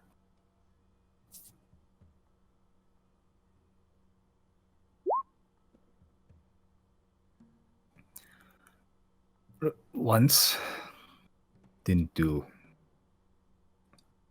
too much fighting. It's more of a presentary thing than anything. I see. Well, it looks good.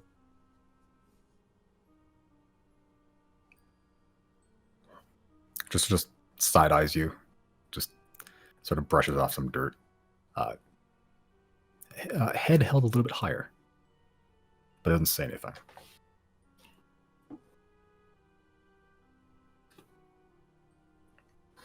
Okay. As you make your way to the graveyard, Yep. Nelfire doesn't have a whole lot. Not a very conversational person.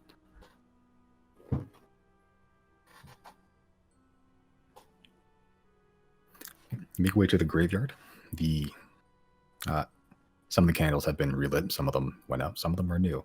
But you still see Balthazar's tree right in the middle, not doing anything right now. There's no dryad hugging it. It's not undulating.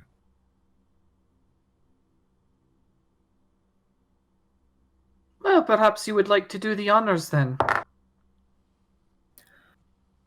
Knock on Balthazar. Talk to a dryad. What a weird day. He sort of dismounts the donkey and slowly walks up to the tree of Balthazar and slowly knocks just 3 times. And again, from afar, you see 3 thin twig-like fingers wrap around the tree, and like a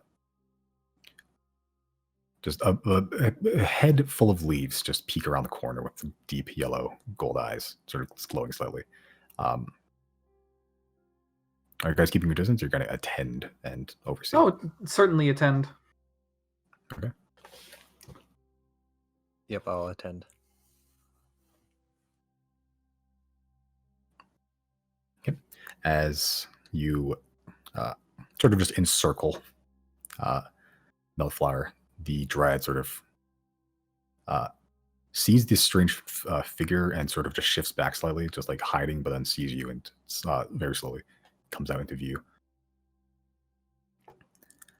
You see the sort of look of bewilderment on the foreman's face, having been now face to face with like a weird, mystical, magical creature. The dryad sort of looks towards all of you. This is the one that speaks for the city people. That would be correct. Yes, she's in charge of logging operations here.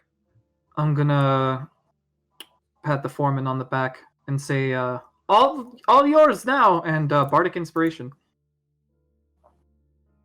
Okay.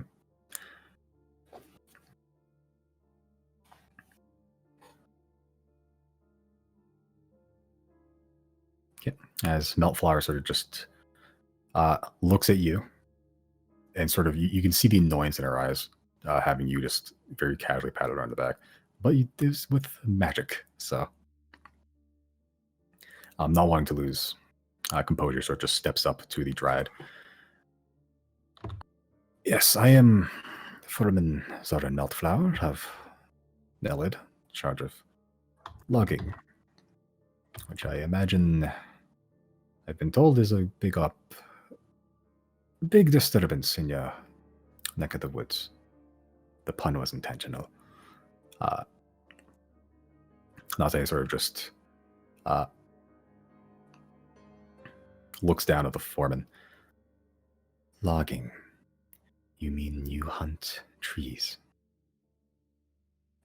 The foreman. Hunting is we take what we need. You take more. Maybe from your perspective, that's... I've been told Balthazar had an agreement with you. If it means that the force stops trying to kill us, I'm willing to listen, and we'll see from there.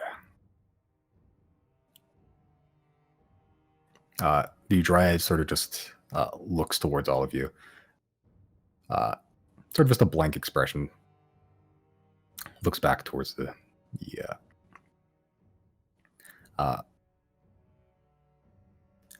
halfling and just goes, Balthazar knew what trees that he could take. the ones that did not wish to live as a tree.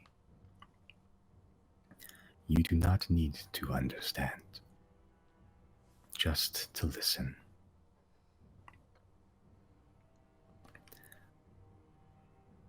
Before you hunt trees, you will come to me. I will be within Balthazar. I will tell you which trees wish to be cut and which to leave alone. Balthazar knew this. If you do this, Melt Flower, the forest will have no qualms with the city people.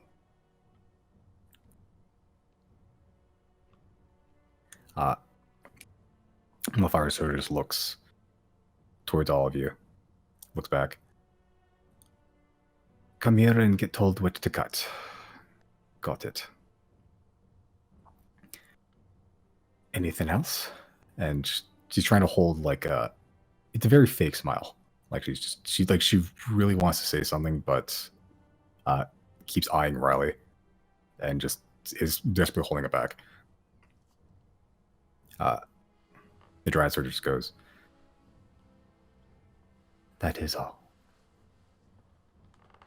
That is all the city people need to do to keep the forest from becoming angry, lest the forest cut down the city next.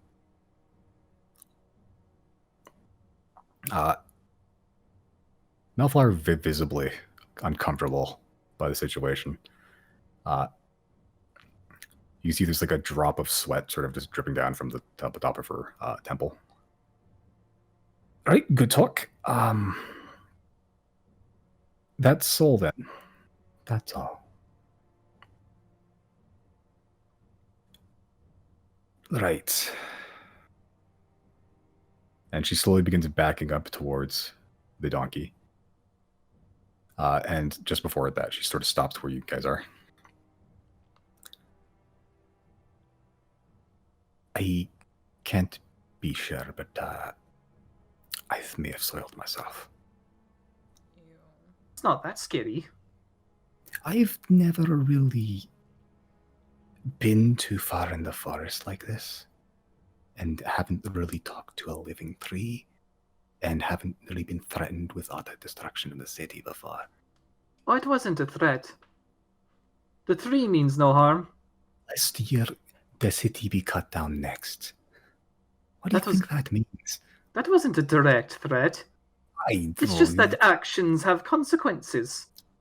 Yeah, I can clearly see that now. Riley stares intently at Chris as he says that. I'll keep fire under control here. Oh, is that what you gained from that? Okay, good.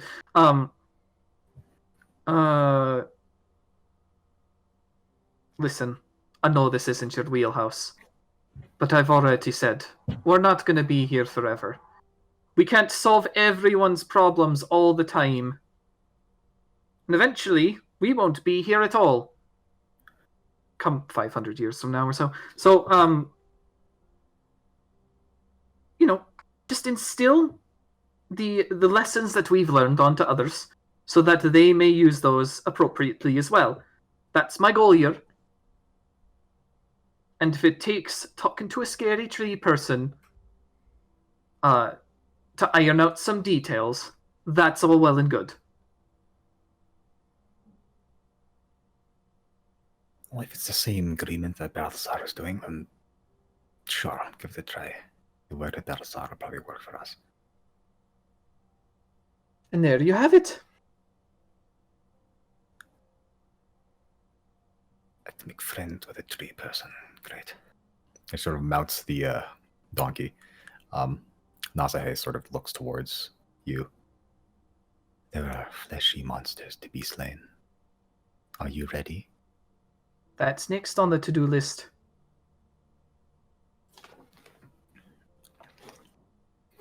Okay. Are we gonna take a break before then, or Probably. okay? Yeah. I meant just, the party, but also I guess we're at like halftime anyway. Yeah. As this sort of just goes, please line up, single file, and run at Balthazar. Wait, what? Line up, single file, and run at Balthazar. Run, Ed. Run at Balthazar. Run at? Oh, is it like a portal? Balth- What for? Take you to the cave Oh, that the fleshy monsters are hiding in. is it not nearby? The forest is big. Fair enough.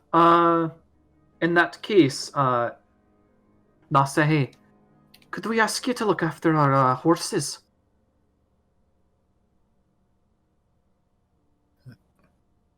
Horses are like antlerless deer. I can do that. Alrighty, perfect. One of them isn't a horse. Ooh, you know. Smells like Your cover's been blown. meat. Smells like what? Meat. Smells like beef. Smells like Flavor Town, bro.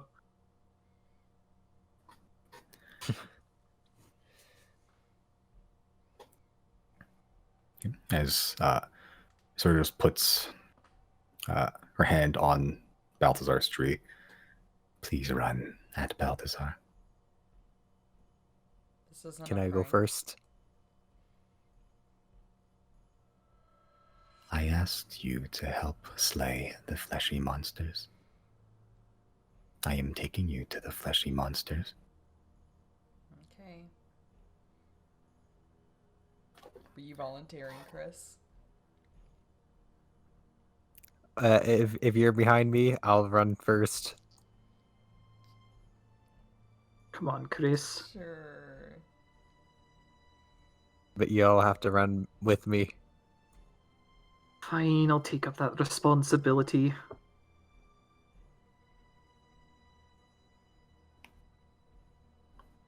Okay. Let's all run together. Keep running. Don't stop until you see the cave. I'm gonna try. I'm gonna cast haste on myself. Oh dear. How much faster does that make Chris? Like twice Double as the fast? speed, Yeah. What's and your also speed? It's like 30. Oh and yeah. also That might be like he gets that exactly extra. Giorgio. You got that extra action so you can dash again. So Oh, true. very fast, very fast. Never mind. It's probably faster than Giorgio. Faster than 100 speed for Giorgio. If he's Yes, Imagine- actually. Can you imagine haste on Giorgio? Holy shit! At that point, I would consider letting Giorgio run on water. Supersonic racing. Damn, you Yeah, guys pretty much. need spells to run on water? That's kind of cringe. As Chris casts haste on himself, and you just run full tilt at the tree. Yep. Riley will And- follow directly behind. As you all line up and begin running at the tree, Chris gets a head start. Chris, the moment you look like you're about to make contact with the tree, but the moment you do, Balthazar's face on the tree, the mouth opens up wide, like it stretches and molds until the mouth is about the same size as like a human person. Inside looks like an infinite tunnel of wood, like natural wood, not planks or anything, just bark all around you. And you just run straight through for like a second, and you hit grass, and you're on the other side. You look back, and it's a different tree that has the mouth open, and you can see your friends on the other side of it, kind of far away, but you can still kind of see. But you look around, you are in a forest for sure, and there is like almost like a small divot in the ground. Like it's slightly bigger than a manhole shape, but eventually that divot, as you look down, gets deeper and wider. As the rest of you all just run through as well, you begin to see all these little insects that are crawling inside this weird hammer space of wood and tree between trees. You run through the mouth of Balthazar and run for a good few seconds and out the other end. Just as the last person exits, the mouth snaps shut into its normal, neutral expression. Do we recognize the face of that tree? No, this looks like a person. Okay. Riley is going to gently knock on the tree. Knock on the tree. Yep. Yep. Okay, never mind.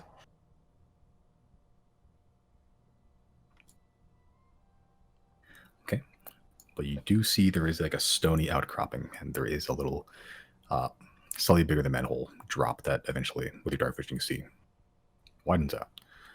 Probably, presumably, the cave that Nazaya the Dryad was talking about. You want to take a break? Or okay, so you are standing in the middle of the forest of faces. A small rock outcropping, sort of signifying the entrance to a very small entrance to a cave, the one that Nasahe the Dryad appears to be pointing to you towards.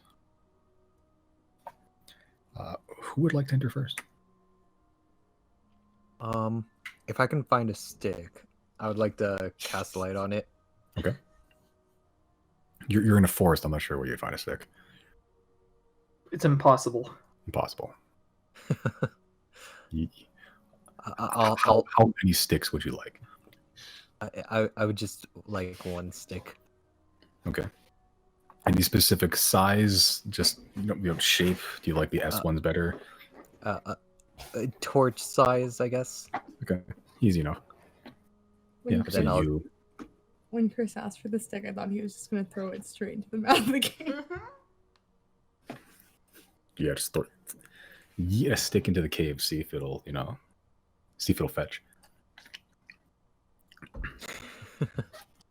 But yeah, I'll get like a torch size stick off the ground. I won't break it off of a tree or anything, but I'll cast light on it. Okay. So you cast light as Chris grabs a stick off the ground and it bursts forth with bright, basically a lamp-sized amount of torch light. Okay.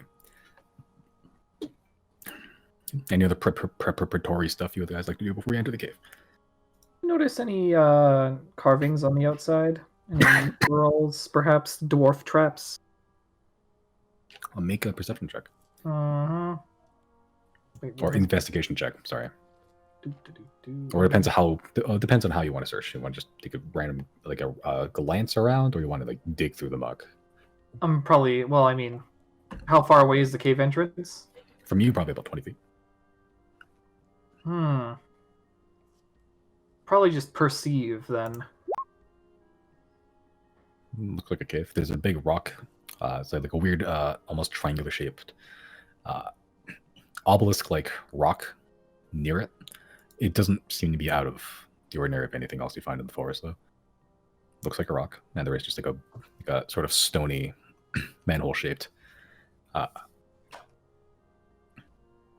just like an entrance into the underworld, pretty much. All right. Well, Chris, lead the way. For first, I'll cast Mage Armor on myself. Okay, so you have haste, mage armor, and a torch going on at the same time. Oh, before that, actually. Well, or during, doesn't matter. Josie, did I ever give Jana an arrow? Be more specific. It is called specifically the... Where the hell are you? Great Gamble Arrow. No. Okay, I will do that. Oh, Jenna, I found this in Tetscat. All yours. What does it do? Simon, if you would please give Uh, the information sheet to Josie. What is it Okay. called? Used.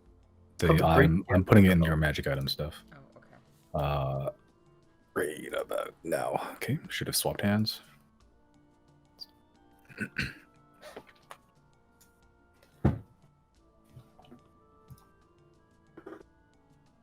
Does this require attunement?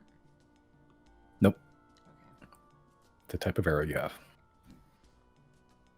And it is magical, so you can't use Conjure Barrage on it. Right. So that would be broken. It also would kill you. Understood. Okay.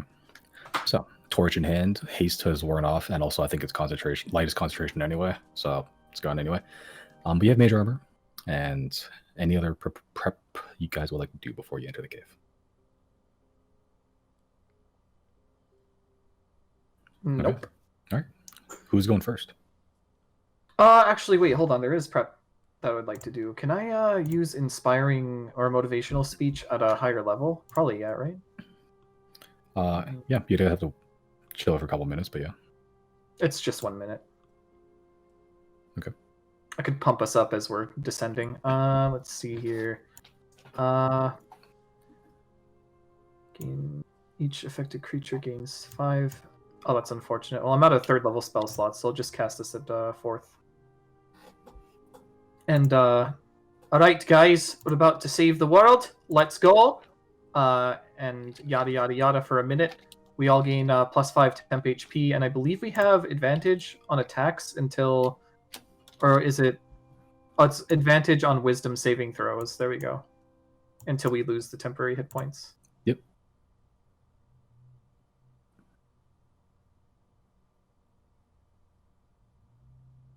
Also, if you get hit and you still have temporary hit points left, your next attack has advantage. Oh, that's what it is. Okay. Yeah. All right. Okay. If there's nothing else, who is going first?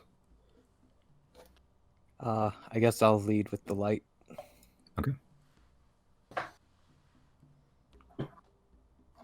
It's marching order you're looking for. Riley will take up the 2nd spot. Janet Okay. can go next. All right. So you're taking up the rear.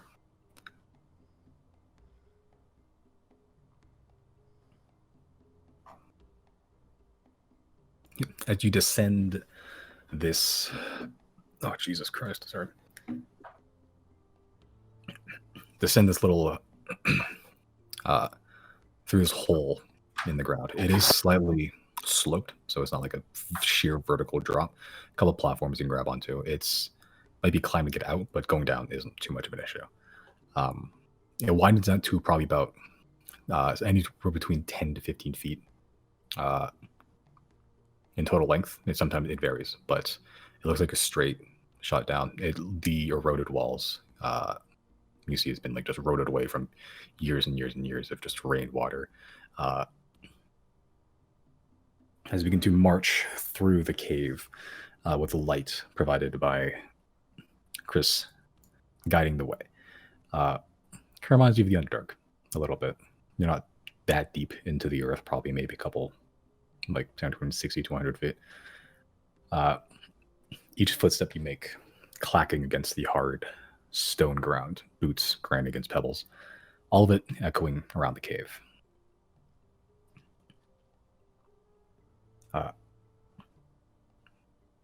Would you like to do anything in this time? I'll scream echo. It echoes. Wait to reveal our location right away, Chris. How thin is the corridor?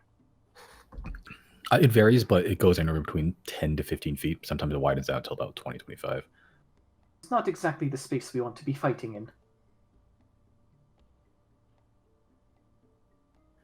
Okay. After about a minute or so of marching, everyone make perception checks. Does it depend on smell? For this one, I'll say yeah.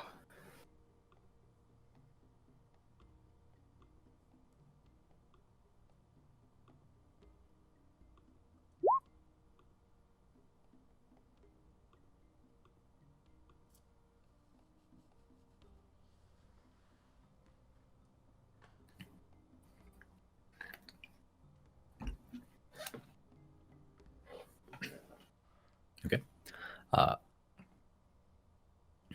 Zero and Jan are just having some like light conversation.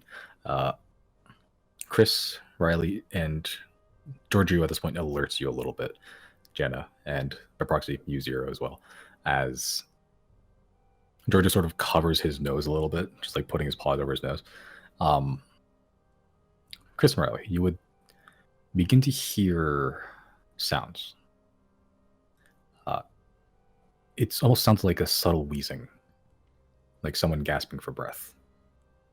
But it's rhythmic, it's not erratic.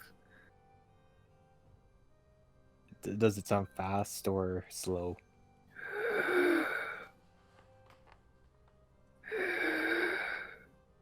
Oh, my favorite noise! I am coating my sword in lightning instantly. Okay. That doesn't sound good. I hope that's not a person down here. Did the meat pit make sounds in the Underdark? Like breathing sounds? I don't recall any. Not really, no. Okay.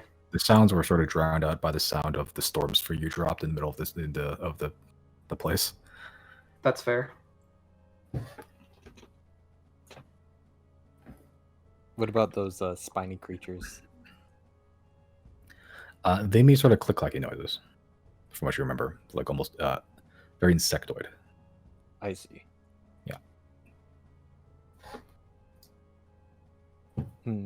I think I'll head towards this noise. Okay. Are you sneaking? Riley's. I guess I could try and sneak. Okay. Are you keeping your light or no? Well, I'll have Zero and Jenna have the light conversation about the light, and I'll hand the light stick towards them. Where are you going? I hear a noise. You might want to stay maybe close by, or keep an eye on me or something. As Chris does what Chris does, Joanna will spend a minute to do, oh, shoot, what's it called?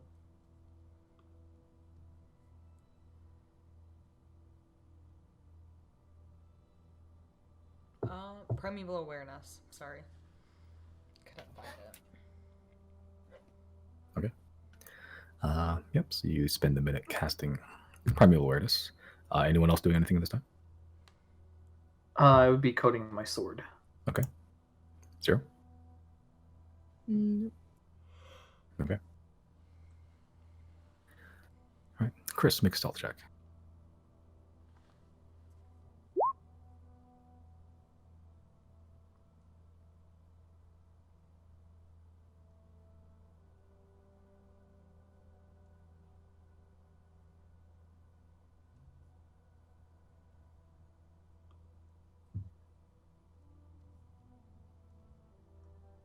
Okay.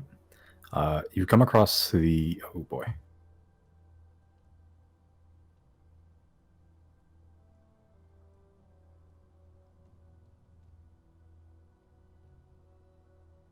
Who's that?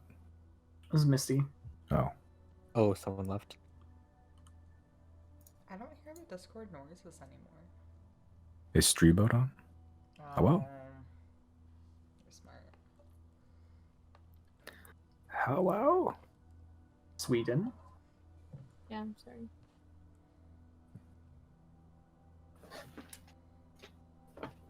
All good?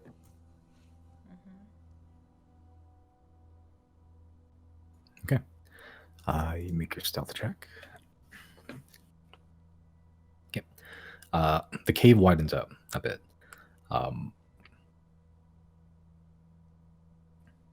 Sneaking ahead.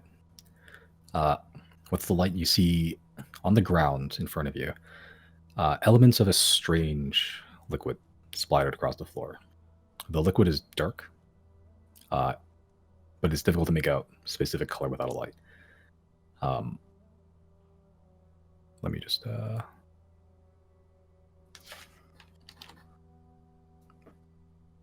pull up a map here.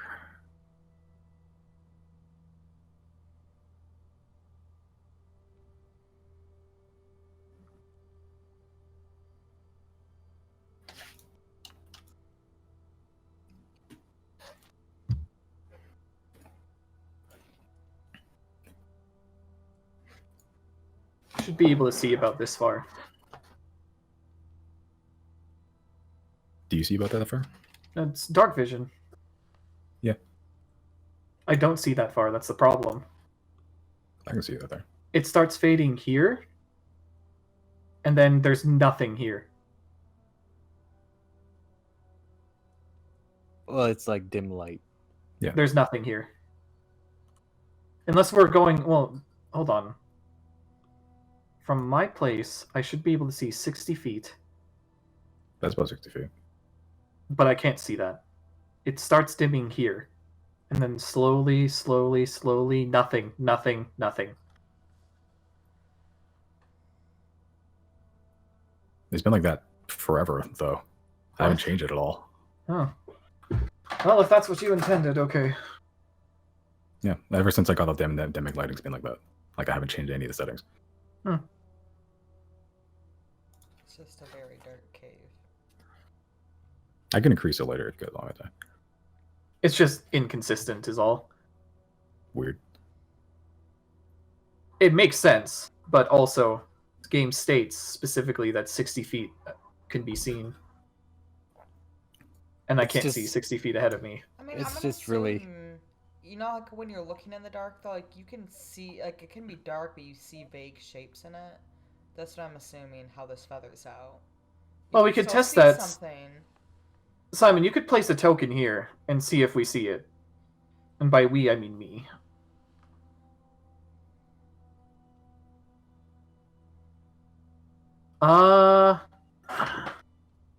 Okay, I can see in that square. I can't see in that one. Oh, I kind of see it. It's so dark. It's extremely difficult to tell.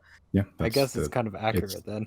Yeah, that's the edge. That's the edge of dark vision. I think it'd be weird to be like you see perfect detail until it's 60 feet and then just ends. Okay, yeah, that's fair.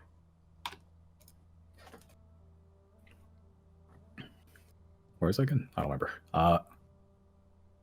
Liquid. Apologies for the derailment. Liquid. Yeah, but you see about that much, and you do hear the wheezing sound up ahead, a little bit. Up Oh. ahead, in front of you, and to your left. Okay, I'm gonna ask, or wave them over if they can see me to bring the light. Oh, did anything pop up on Jana's primeval awareness? After about a minute, in front of you, you don't sense any monstrosities or elementals. Okay. Above you, above ground, you do ping a couple things. That's to be expected. Okay. Yeah, but Whatever nothing. This is not a monstrosity or an elemental, so narrows it down to not those two things.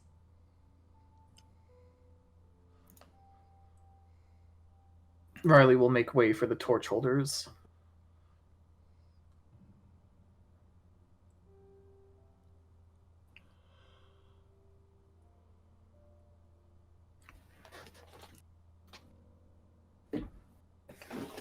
Jana, against her better judgment, Jana is gonna kind of quietly-ish just call out like, hello?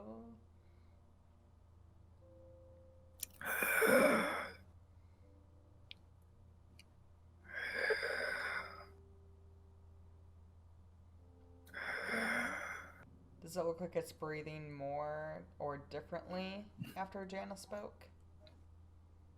No. Okay. Proceed with caution, everyone.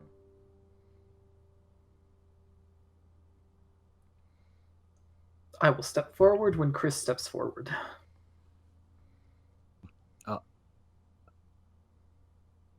I'll step back because just so I'm in vision of the torch holders to come and bring the light.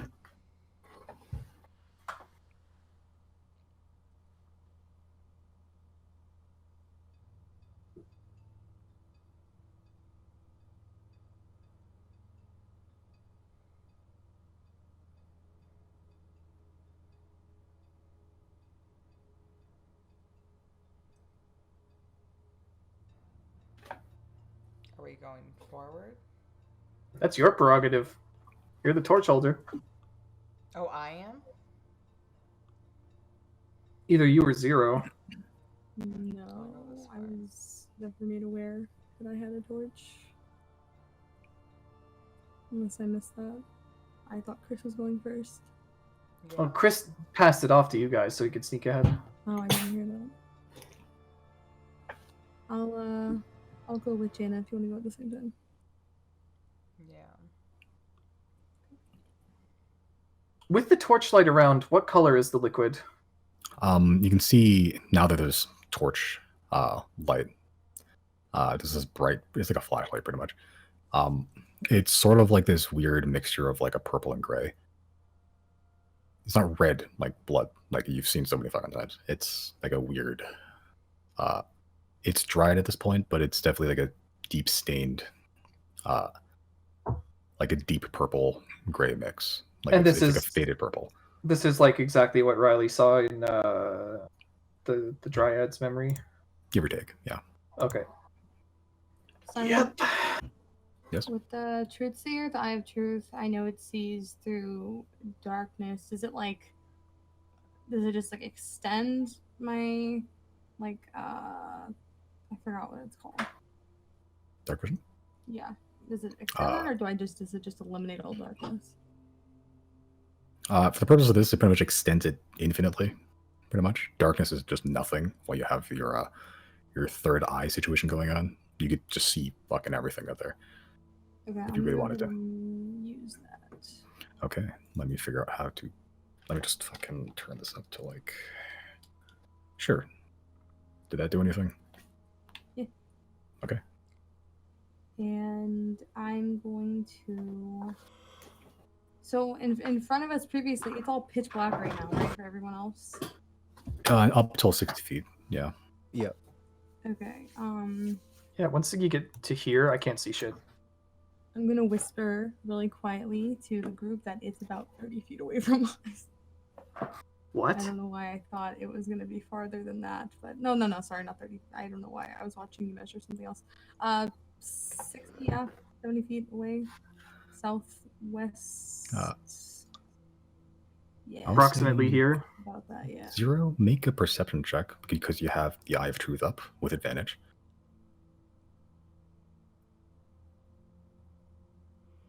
Okay. Wow. Okay. I'm going to stealth forward, I guess, and just tell everyone. I'll just kind of put my hand up to just tell them to wait, and I'll just start stealthing forward just a tiny bit to see if this thing reacts.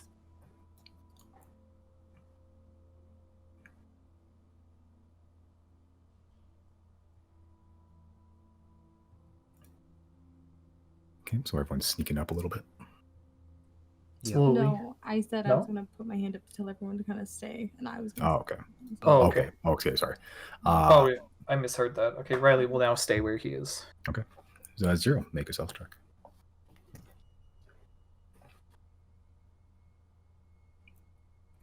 Okay. How far would you like to sneak up? Just like right here. Okay.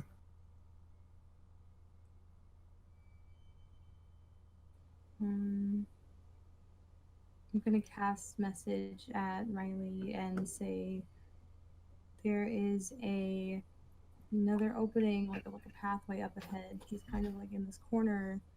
Should we try to just sneak past him and avoid him, or do you guys want to initiate combat? And, Well, what's it look like? big. Big? That's it? Flesh, big flesh. I don't know. I can't tell. I didn't see the token up close.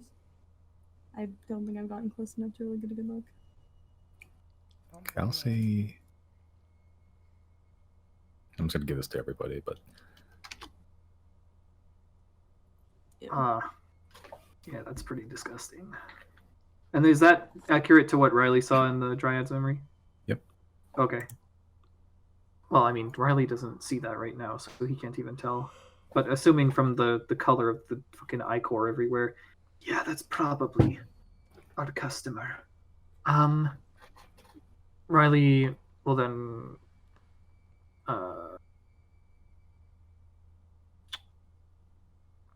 respond back.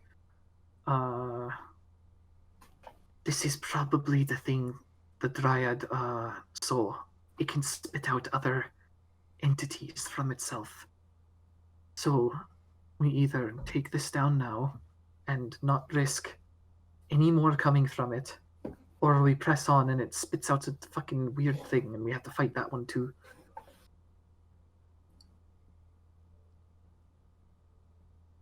Okay, does anyone have, I guess I'm still casting message to, I'll send it to Chris this time.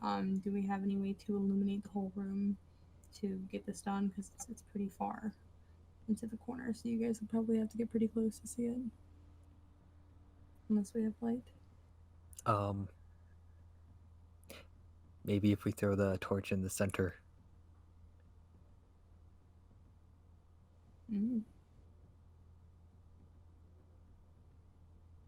Might be able to give us extra light.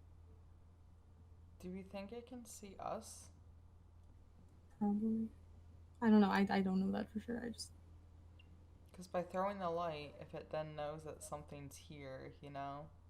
Well, we could throw the light on the other side of the room, and then it'll be distracted by the light. I mean, it could very well know that we're here already. Yeah. So either it already knows we're here, and you guys attack it in the dark and just hope you hit it, or we turn the light on and it'll know we're here, and at least you get a better shot.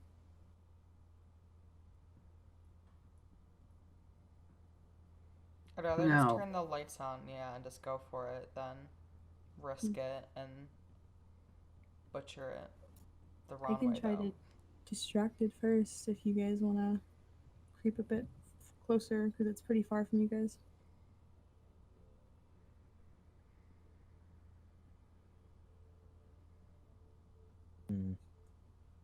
I'm gonna try to see how much it can see, Simon. So I'm gonna continue stealthing.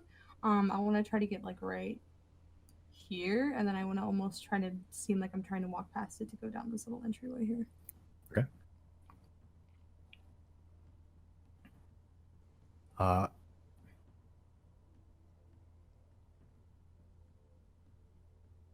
Okay.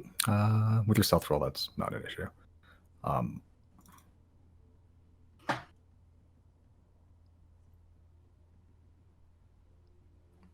It doesn't seem to react or anything.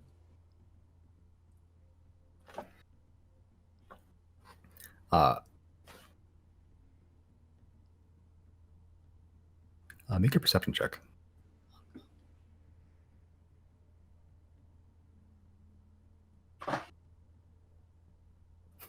Okay. So with your combination of the perception check, which was high enough, and your stealth roll, as you get it's about pretty much right there, you look, you see the mass down there has not moved because your stealth check was super fucking high. And as you're sort of looking, you see a drop from above you. As it hits the ground, sort of splatters, you see it's purple and gray. You look up, and there is very familiar thing stuck to like latched onto the ceiling. You rolled pretty high on stealth, and it, even from this distance, it has not noticed you. Seemingly, it's sort of just sitting there looking at the direction of where your party is. Can I see what that is? What is that? Can I see the token? Oh, okay. Yeah, pretty much the exact same creature you found in the Underdark. Okay. I am going to try to very sneakily cast message again and tell Riley there's something else in here on the ceiling. Seems like conflict. It was inevitable. Zero, can you see me from here? Yeah. Okay.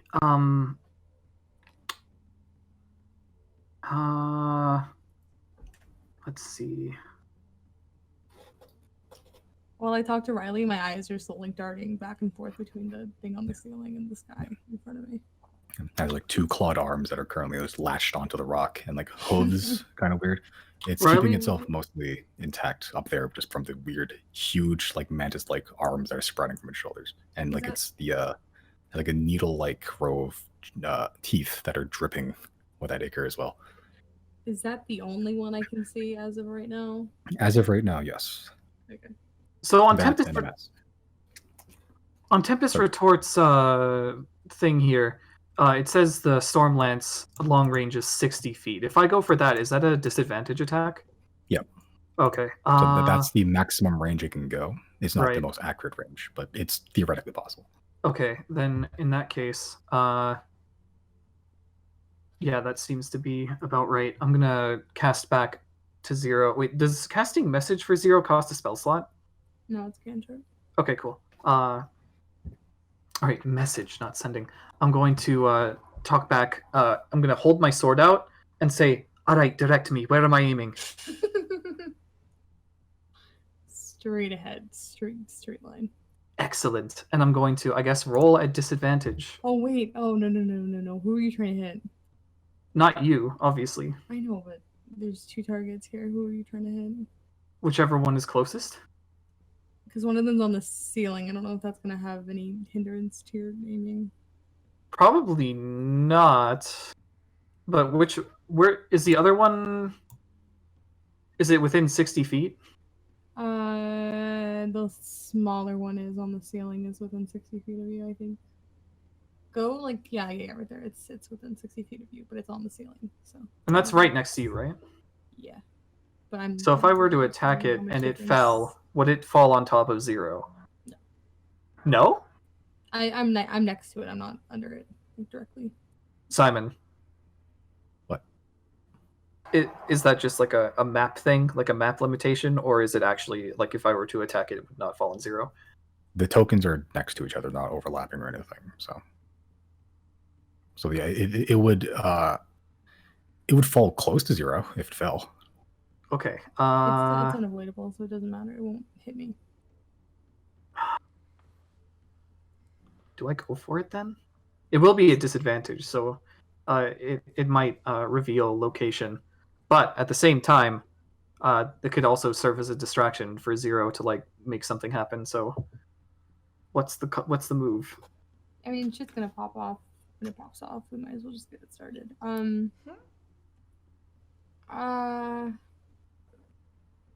I am technically like hidden right now, so I could get one good hit in with sneak attack if you want me to start that up, because I'm pretty sure once you attack something, then we're gonna end up rolling initiative. Is there a way I can ready the action to attack after 0 does something? Yeah, it's just a regular attack, not like a spell or anything. So Okay, there's no time limit on that.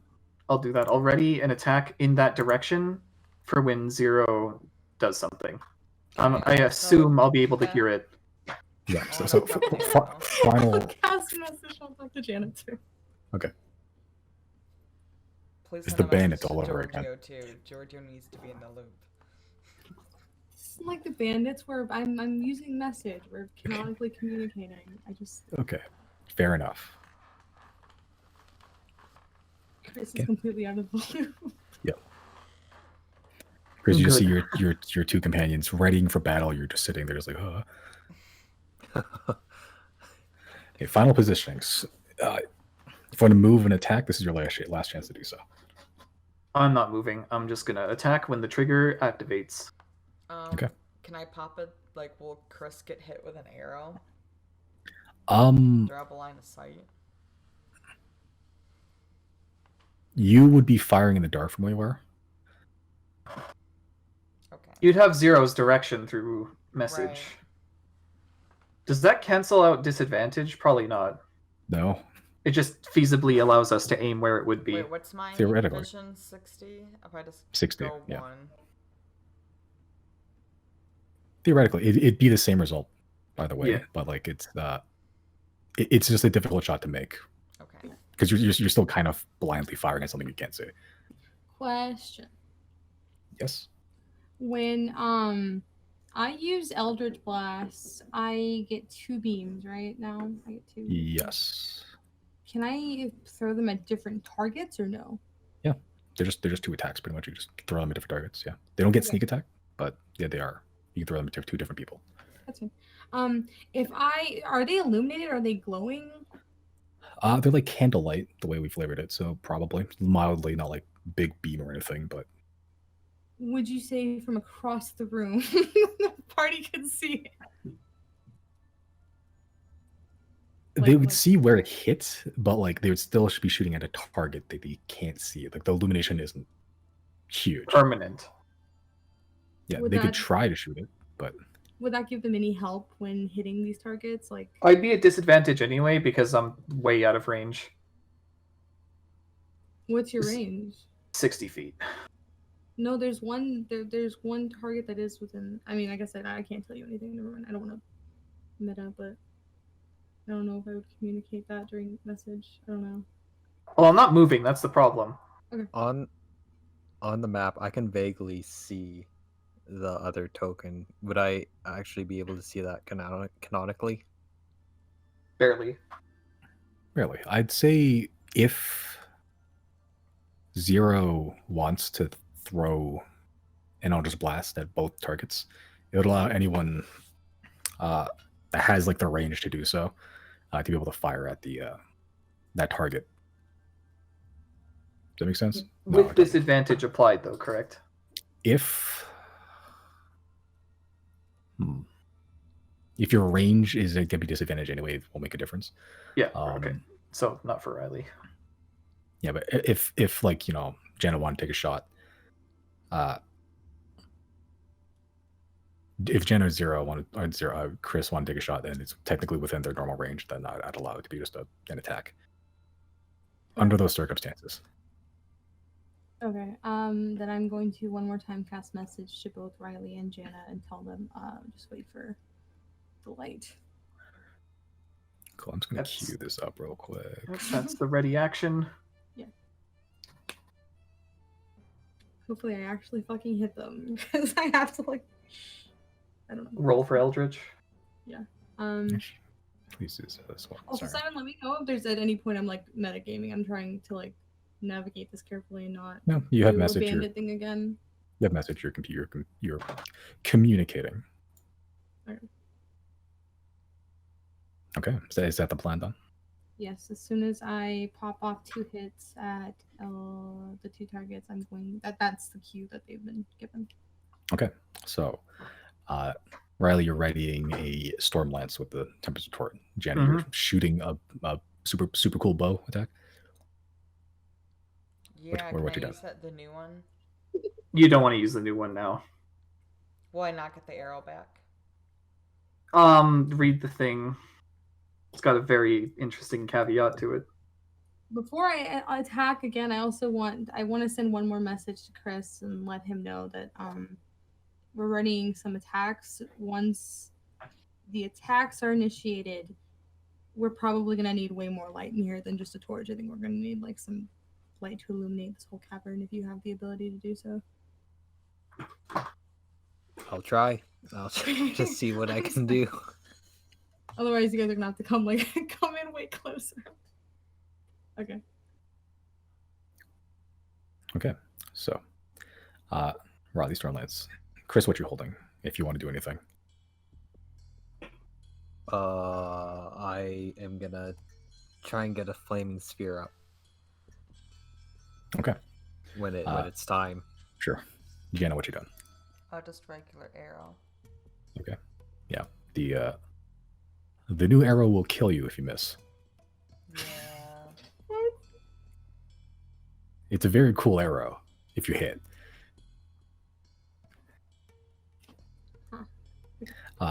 Okay, so the one above you is about 15 feet, not too high, but you can shoot it and shoot the other one as well if you'd like. So if you can, make 2 attack rolls. Is that within range of Eldritch Blast?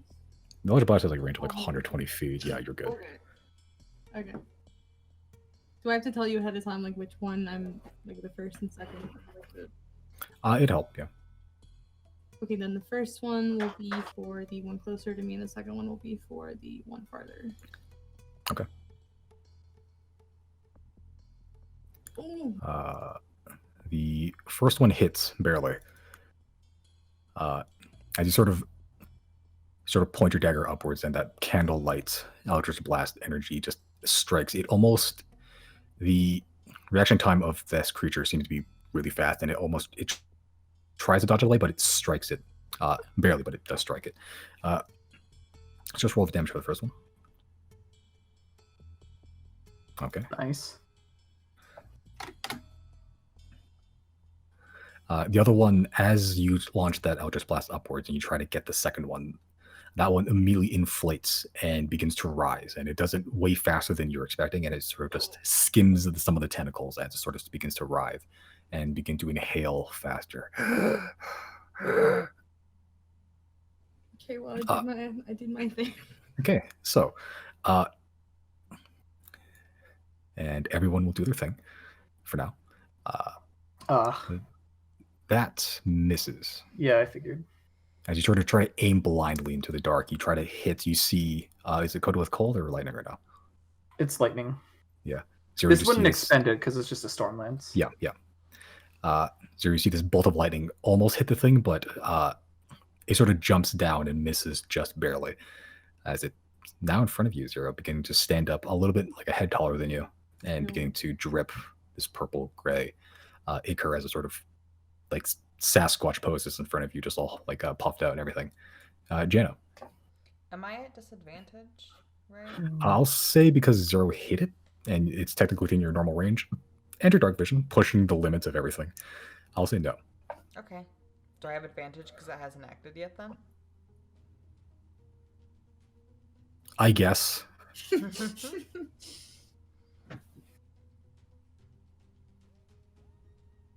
Oh, there it is.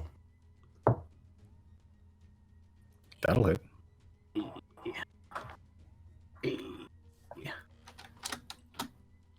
Okay. As Zero, it's posing in front of you. You see an arrow strike at one of the mantis-like arms and pierces it, T-bones it pretty much. It sort of hisses and looks over toward the where that arrow came from. Chris, what you doing? Flaming sphere? Yeah, I'll do a flaming sphere probably right here. It's kind of center-like. And I think it illuminates up to bright 20 feet and then another dim 20 feet. Okay. I'm just going to use...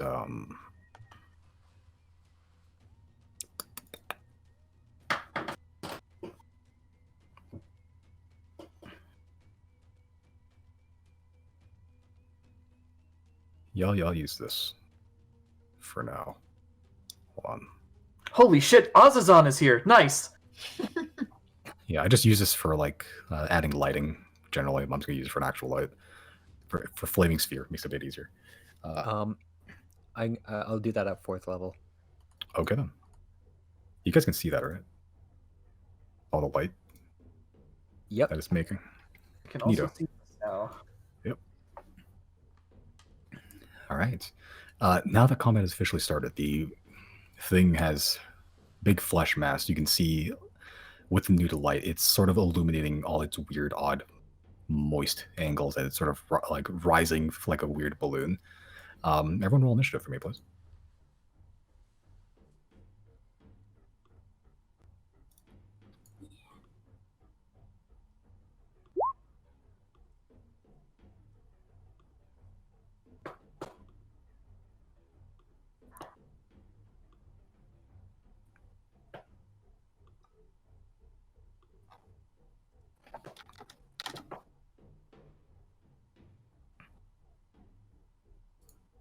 Okay.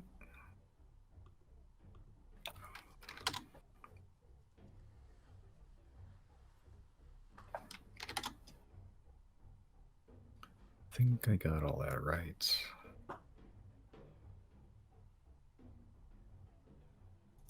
Okay. Riley, with the first initiative, what you done? That's a good question. 1, 2, 3, 4, 5, 6. I started here. Oh yeah, I started here. What would be 20 feet of this thing?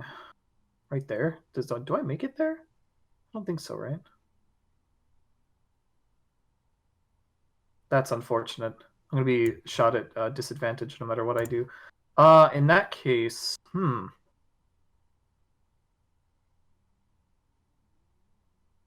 I think I'm going to just attempt to shoot at disadvantage again. Okay. I'll be like, I can see a little bit better. Still a wee bit far away. Placement of that sphere is a little bit unfortunate, Chris, but I'll give it my all. Let's go. Tempest retort. Damn. Another lightning bolt. This time, as it's been struck several times from that direction, it's sort of, as you begin to thrust forward, that lightning bolt exiting the sword, it sort of turns and sort of crouches down on all, like a 3-point landing almost, and it dodges the lightning bolt just in time. Ah, sneaky bastard. Well, Jana, you've had good luck so far, so some more bardic inspiration. Thank you. All right, that the end of your turn? Yep. Okay, Zero, your go. You are face to face with this creature. Oh, yeah. As it rises from dodging the lightning bolt, it's now standing head above you. Okay. I'm gonna cast Booming Blade. Okay. And I'm gonna attack with my which one? Fuck. I'll attack with my Truth Seer, I guess. All right. That'll hit. And then sorry. Let me use one charge of the Mind Overload. Yeah, one charge for Mind Overload. Okay. That's what, 3d8 damage or something?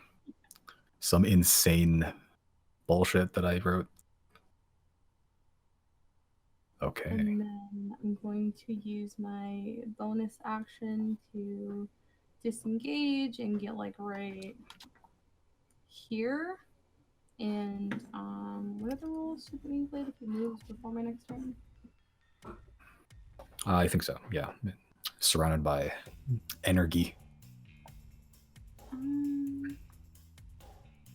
Yeah, until the start of my next turn. Okay, yeah, so if he moves between now and then, he will take damage, and that is my turn. Okay. New music.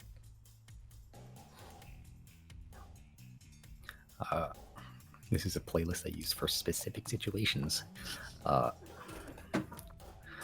So, Zero, as you're sort of standing right in front of it, squared off, it begins to make a swipe at you, and you sort of duck out of the way and sort of just stab where the rib cage would be with the Truth Seer, unleashing both the psychic energy and also the effects of the Booming Blade. This swirling sort of candle energy begins encircling it. The moment the psychic energy hits it, it begins to, that purple energy begins to travel down the blade, through the hilt, into the body, and into the brain.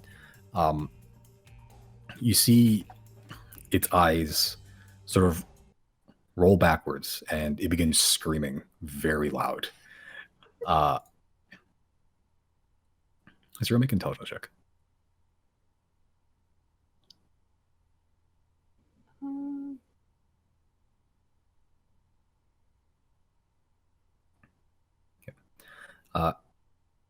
You've used that ability a few times. Last time you did it, the Hydra's head exploded. This seems more than that. Like, there's something unstable about these creatures, and that psychic energy just managed to tickle that itch. In a good way for me, or in a bad way? What is that? You get the sense that the psychic damage is something they are susceptible to. You said tickled, and I didn't know if you liked it. Yeah, I wasn't sure if that was like. Yeah, like they are already unstable just from general mannerisms. They're more animal, and that psychic energy seems to have not been very good for it. Wait a second. As you sort of just sort of as you duck under that stab, and you sort of just back away very quickly, watching all that unfold. Just to be sure, with Whipping Blade, it only takes damage if it moves, right? There's no like additional damage that Whipping Blade does initially. Yep. Okay. As far as I'm aware, yeah. That's my turn.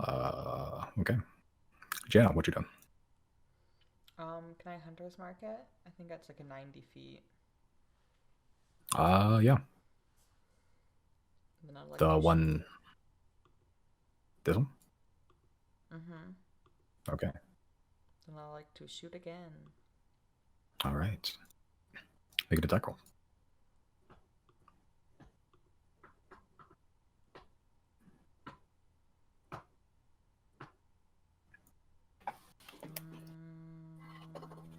Just a regular arrow. I'm gonna save elementals for later. Okay.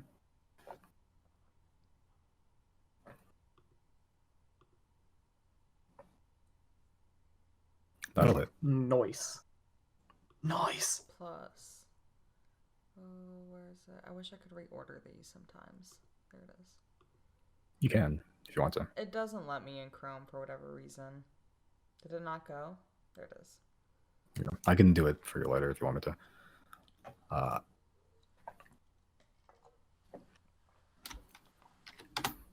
Okay. Zero, as you back up, you sort of watch and study the effects of this damage you do, and as you're sort of screaming, the screaming is suddenly very swiftly silenced by an arrow from the party, as it just pierces straight through the head and it just falls to the floor, very unceremoniously.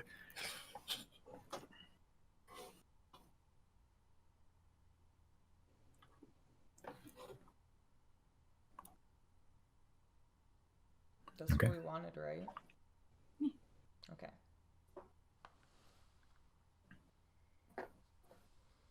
Can y'all see the other thing yet? With Chris's Yep. light? Can see the front edge of it. This much.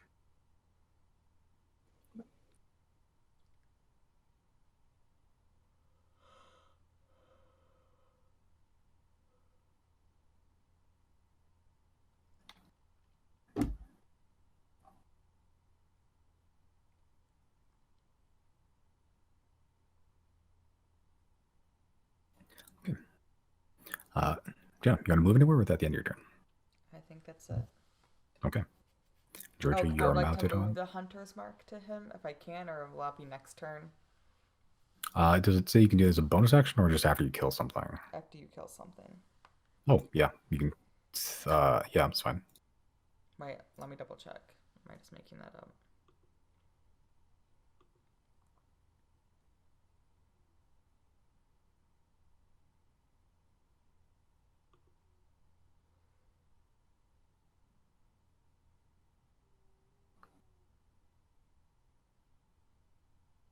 Use it as a bonus action, so next okay. turn. Okay. Yeah, okay. All right. That's the end of your turn. Mounted on Giorgio. It's now this big flesh sack's turn. Playlist end? Still going to my side. I don't hear It anything. ended on my end. Maybe I should refresh. May as well refresh. We can just do that again then.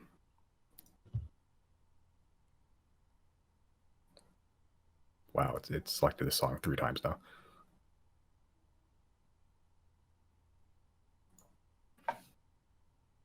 Okay.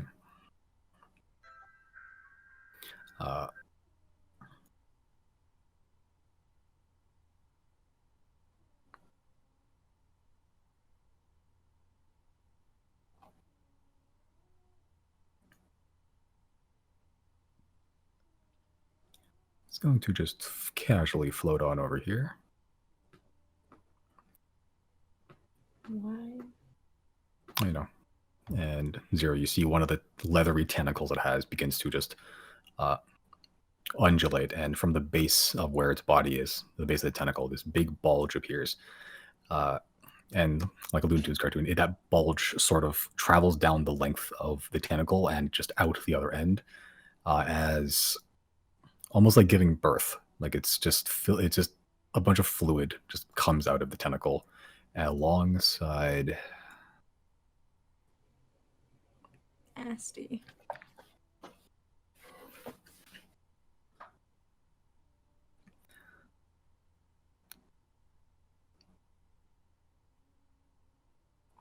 All right. That's going to chill there. Technically, things go next.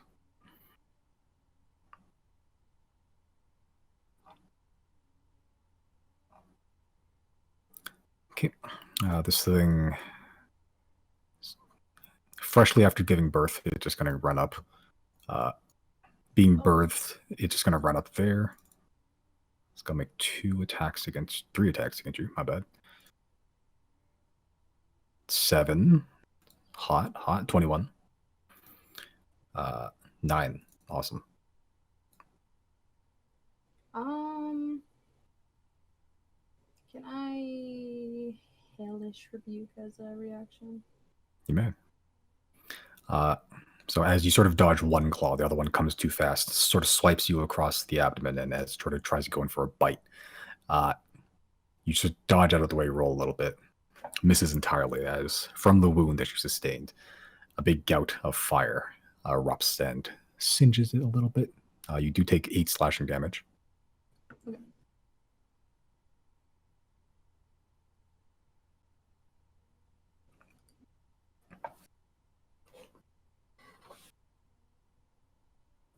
Ooh.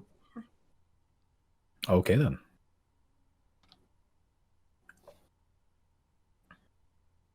It takes...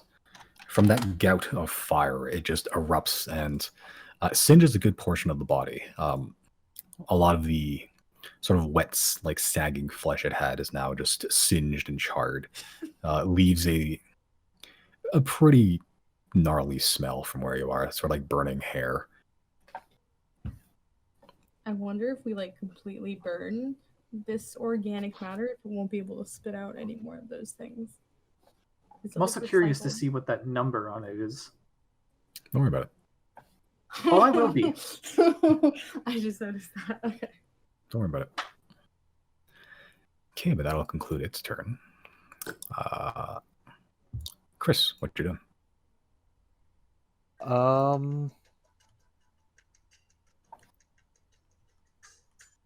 I think I'll use my bonus action to move the sphere. Okay. And ram it into the big guy. All right. How far can it move? 30 feet.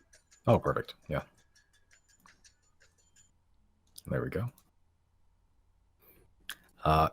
Sure. So roll for damage.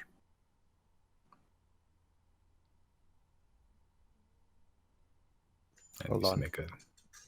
It's loading. Okay. Roll 20.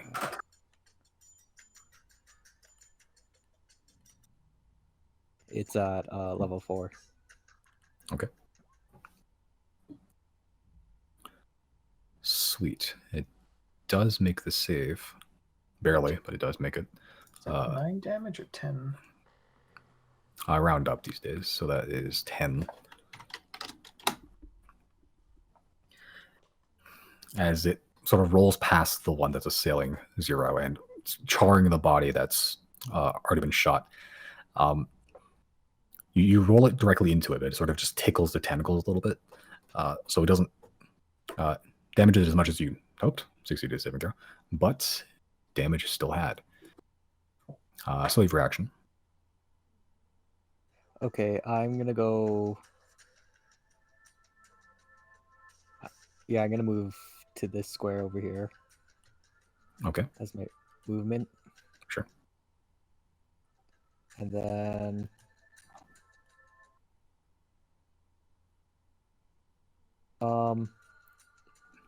if I use I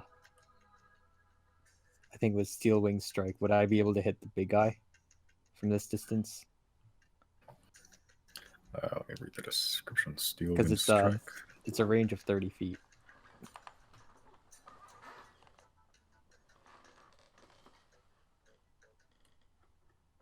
Yes, you would. Okay, then I'll cast that as the spell.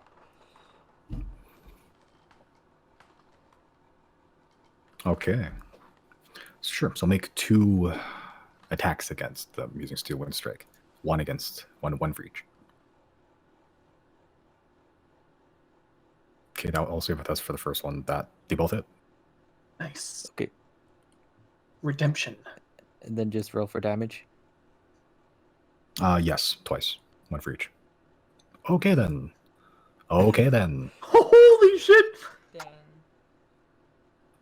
He rolled a 1 on one of those. Oh my god. 5th level spells. Right. Right. Okay, so where would you like to appear? I appear like 5 feet next to one of them, right?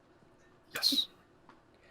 Okay. I think I might want to go next to the smaller one, so I'm gonna go probably here. Okay.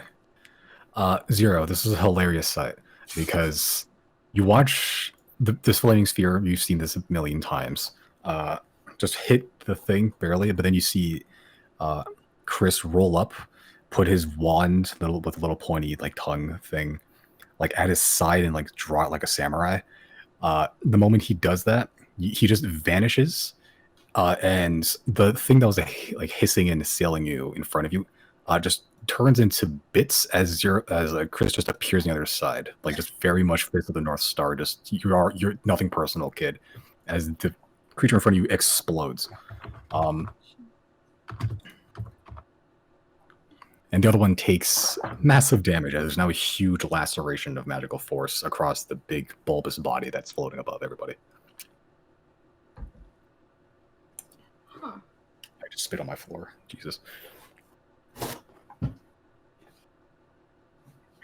Cool. And that's my turn. All right. Cool. End of round 1. That was round 2 actually. That was round 1. Riley, what you doing? Does Zero share the fact that they're weak to psychic energy? Probably not mid-combat, no. Okay, then Riley will not know to do the thing that I want to do. Let's see. From there it goes. So I'd have to go.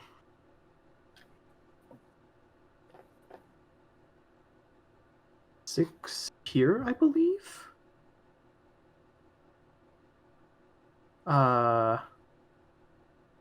Another one actually. 7 is my maximum movement. So I'll waltz up here, I guess, and then I'll fucking take another stabby stab. Did I close my window? Why did I close my window? Hold up. I'm gonna go Tempest Retort. Wait, is that still a disadvantage? So then I just take the first roll. Yep. Ooh, So nice. doubt it. Yeah. And then 10 plus 1 lightning. All right.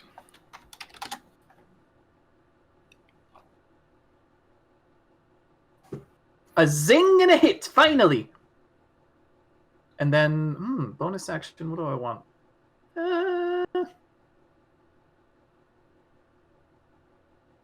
Can't really do a whole lot aside from Bardic Inspiration. Do I want to do that?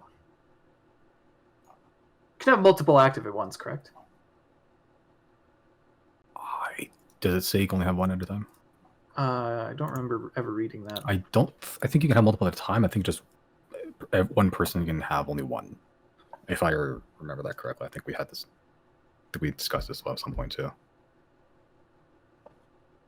One creature can only have one at a time, but Yeah, but it doesn't say anything about you giving to multiple people, I guess. no, it doesn't. It doesn't. I'm just gonna say it should be able. I'm going to be Chris or Zero.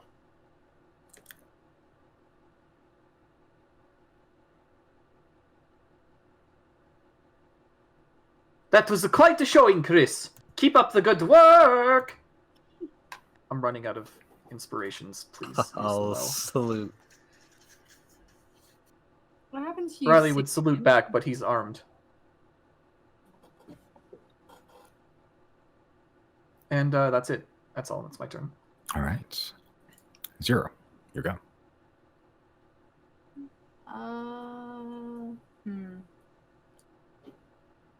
If I was okay, does this thing have like obvious eyes? Is it like facing a specific way? Like if I were to misty step behind this thing and stab it, would I get sneak attack or no?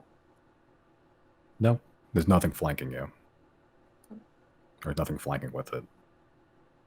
Okay. Let's see. I'm not going to give you just free sneak attacks. Yeah, it's hard to tell what, if anything, is an eye. There's a lot of openings on its body, a lot of like weird dots. Hard to tell one way or another. Did we say if like whenever I guess if Azik is like not on this plane currently, if I can use a bonus action to like re-summon him back or no? Pretty sure it said that's an action to summon something back. Okay. I think it says in the spell, I'm pretty sure. Okay.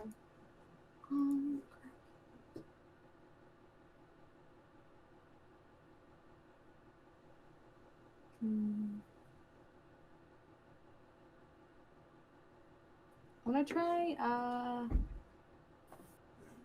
can I just, like, walk over this body? Do I have to, like, do any kind of... Like... It's small enough, you don't have to worry about it, yeah. A simple hop, you're good. That was great. And, I want to use this gun. Okay. The laser gun, or do you have an actual gun, or the laser No, gun? The laser gun. Okay.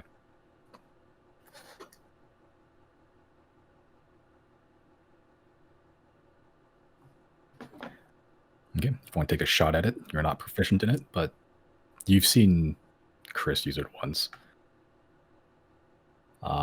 Yeah, sure, that'll hit. Okay, then. Okay.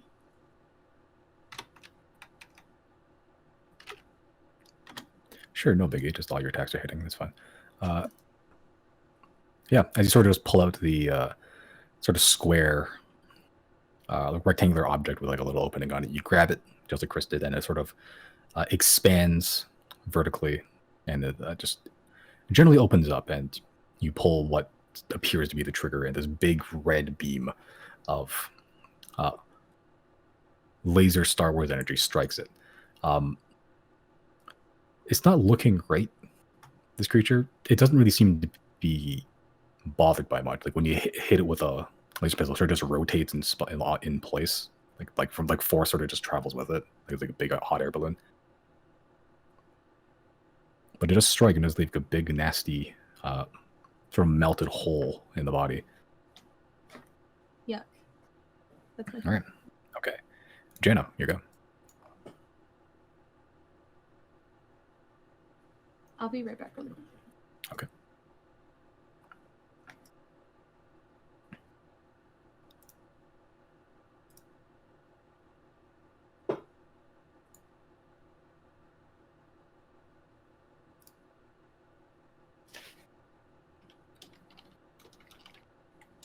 Jana, here you go.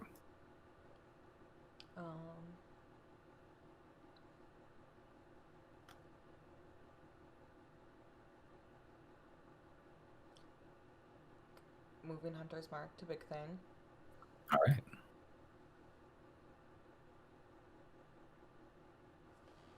I'm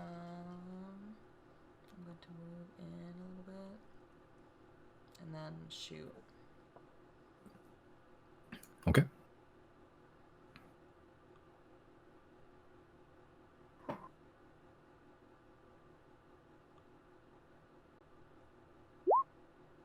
That'll hit. Sorry, I've been rolling fine and don't need that inspiration.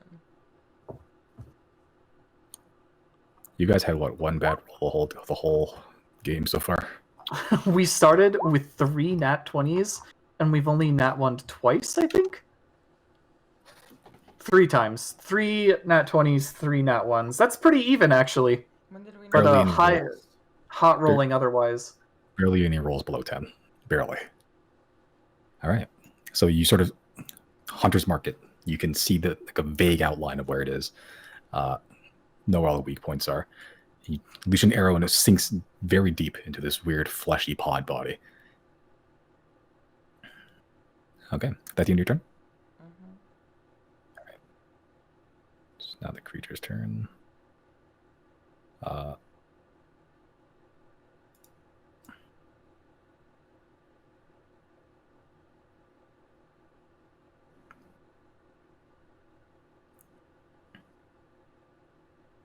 Okay, it's gonna fly up a little bit, float above everybody.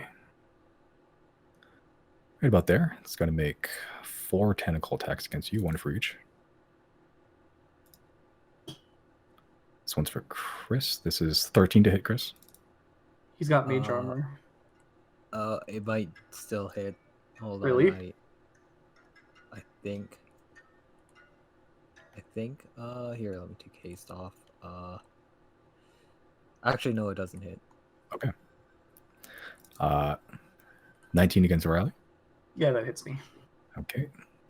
0, 13. I don't think that hits. And 1 against Jana, 21. Yeah.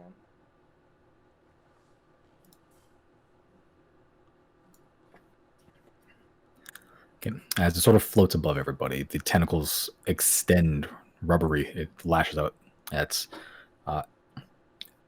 any humanoid-looking thing in the room so far. It does strike Jenna and Riley as it sort of wraps around you. You are grappled and restrained.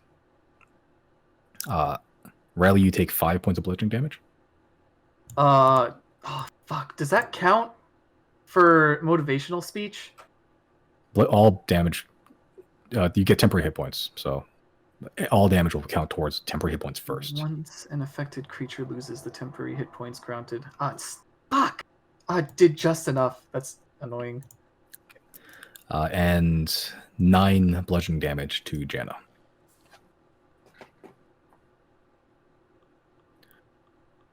Oh.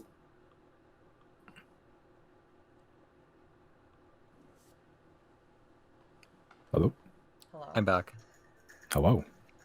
Yeah, I went mute for me. Oh. But, I'm back. Welcome back.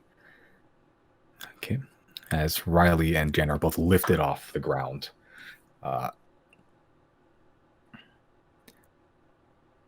Okay. Chris, your turn. Okay, let's see.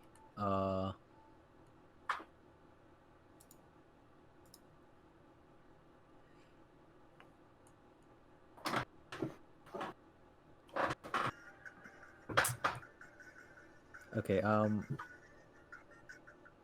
if I move the flaming sphere past me, will that hurt me as well? It only hurts if you hit something or you end your turn next to it. So, no. Okay. Yeah, what I'll do is I'll place it right here. Okay. To try and hit the big guy with it. Okay. Sure. Roll for damage.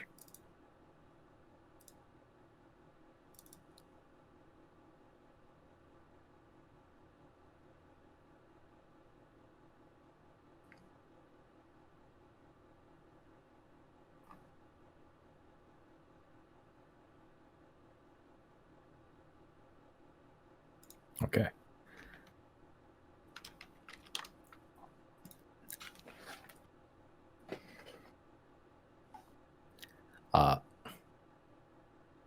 Chris, how would you like to finish this off? Yeah. I'll just kind of like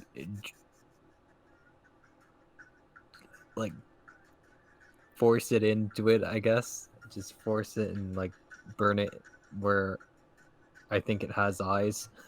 Okay. As it sort of grabs 2 of your companions and begins to just tighten the grip, they're sort of restrained. The fling sphere sort of hits like a small rock, jumps into the bulbous body of this creature and begins to just sort of dig and melt into the flesh before it leaves this big, probably like foot-sized divot right in the middle of the body as it sort of hits the ground, slumps with a wet splash. It unleashes more of this brackish purple gray liquid before it sits there still and motionless. Okay, and for the moment, things seem quiet. A bloody squid thing. Ah, so that's what fish feel like when I noodle them, huh? I want to search its pockets. Make an investigation check.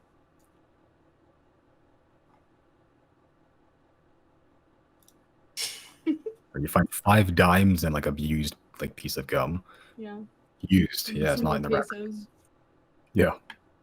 You want flesh? There's lots of flesh. I'm not sure what Right. kinds. Riley's on alert for further enemies. Okay. Yeah, probably. All right.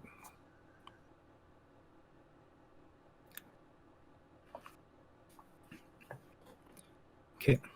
So as you sort of keep an eye out for just some enemies, Riley and Zero. After destroying the creatures, you can probably wager these are the fleshy monsters that Nazi was talking about. As you sort of continue, you see the tracks, these purple gray liquid, continue further into the cave. You also notice that the cave doesn't just end, it continues, but not as a cave. The naturally eroded walls give way to brick and mortar walls, perfectly rectangular hallway that, from Riley's point of view, extends past your dark vision. Zero, you can see straight down. It's a hallway that curves to the right eventually. Looks like there's some intelligence beyond here. That was just the warm-up act. Should we take 5? Or perhaps 8 hours? How expended are we? Does everyone need a full rest? I have 1, 2, 3, 4, 5. I have 5 high-level spell slots left, and then all my low-level spell slots are still left. Plus, thanks to the temporary hit points, # no damage. It's up to you guys. I could still go. I haven't really expended any resources. I can still go as well. And if we want to throw caution out the window, I suppose. Let's just not get ahead of ourselves.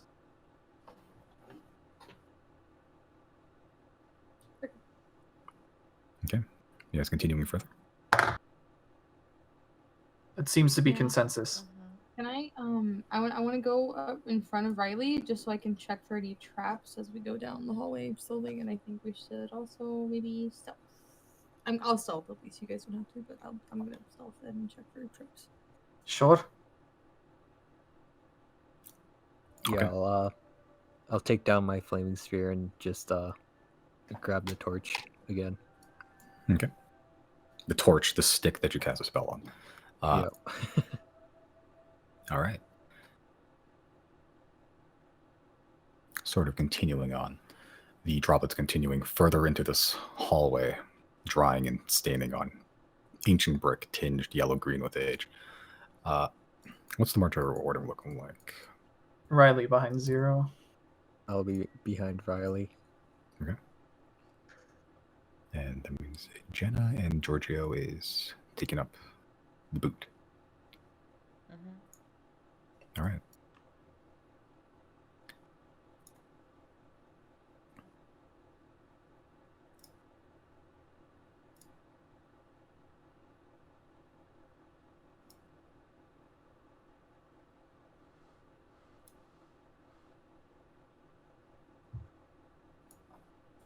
Big map time. Let's go. Okay. Zero, you're looking for traps? Yeah. Make an investigation check. Do I get any bonuses because of the eye truth? Or You do, actually, yes. oh, I do. Oh, okay. I think so, yeah. I didn't think I would. Okay. With advantage investigation, you said? Yep. Okay. Yep. Using your. Actually, I don't think your thing is. There we go. All back and bullshit. Right. Yep. Using the Eye of Truth, you can see straight down the hallway, and it does just look like a hallway with the blood smatterings, or these weird liquid smattering, I'd say. Just continuing on until it turns the corner. Looking for traps. The traps, it's almost like the third eye sort of acts individually. You can scan parts of the room simultaneously as you're scanning yourself. Like the eye will pick up things that you might have missed yourself. Just continuing on, you don't see anything out of the ordinary. Which looks like regular brick.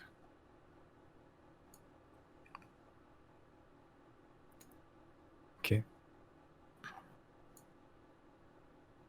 Continue on, I guess. You guys continue on pretty much to about there. I'm just going to move all your tokens real quick. Just unimpeded.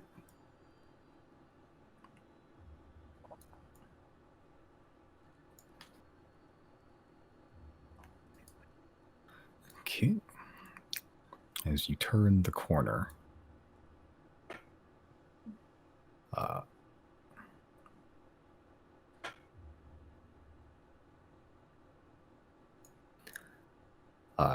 you find that the droplets end in a large pool. And you can see why. You see those two sort of insectoid creatures that were just birthed in the other room laying there.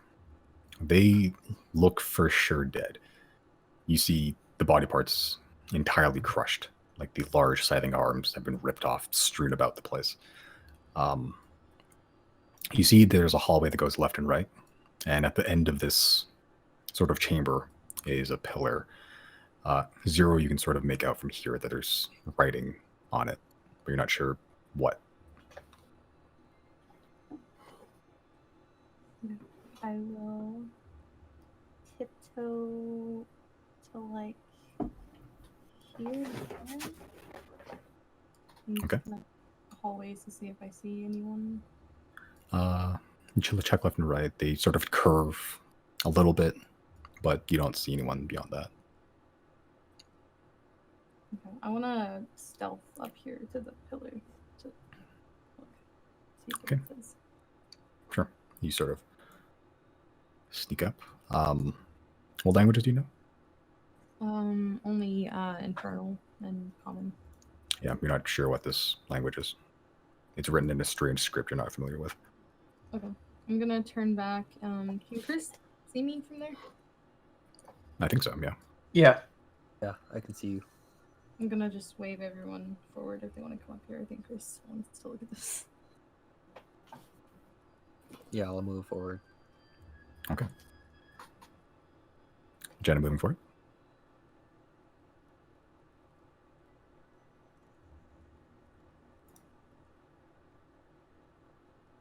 Josie? Josie. Sorry. Okay. Everyone's moving up the chamber. Would you like to stay there, or would you like to I move am up with everybody else? Okay. Okay. Okay. As you beckon everyone closer and they stay about there. I might move up a bit closer. Okay.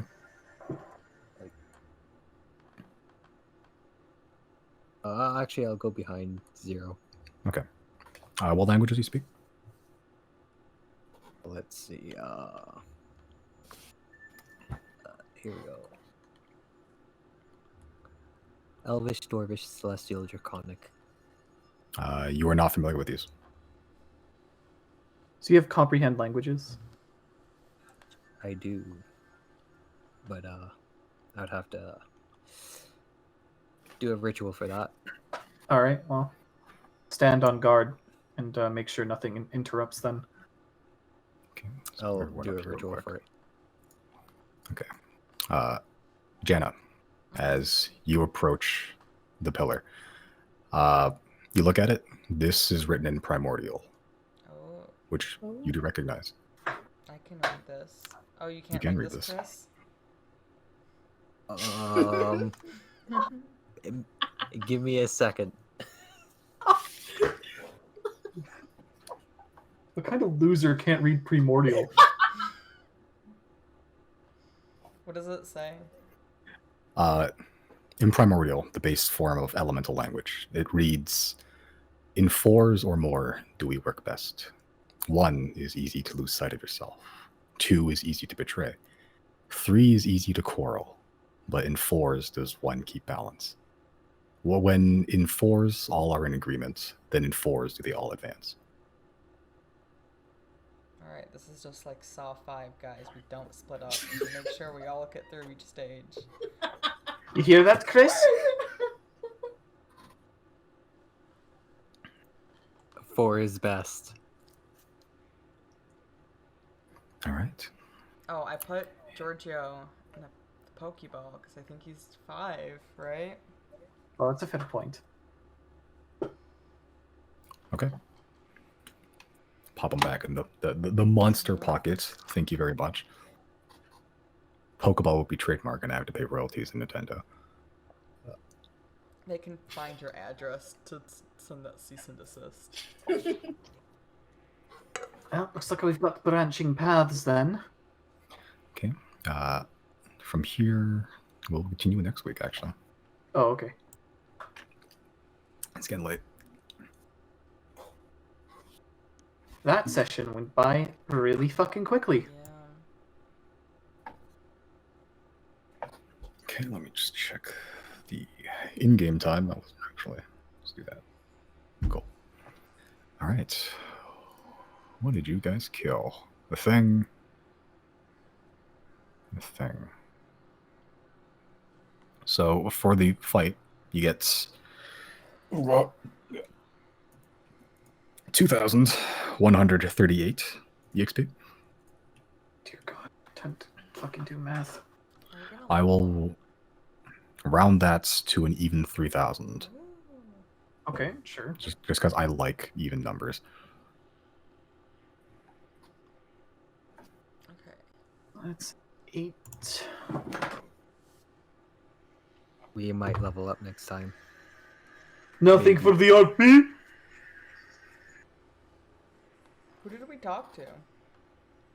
A lot of people. We talked to Dryads. the foreman, we talked to Yeah, dryads. Okay, that's true. Cora.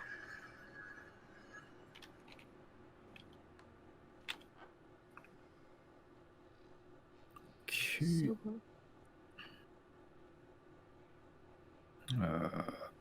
Shit. Hold on. My time app's all fucky.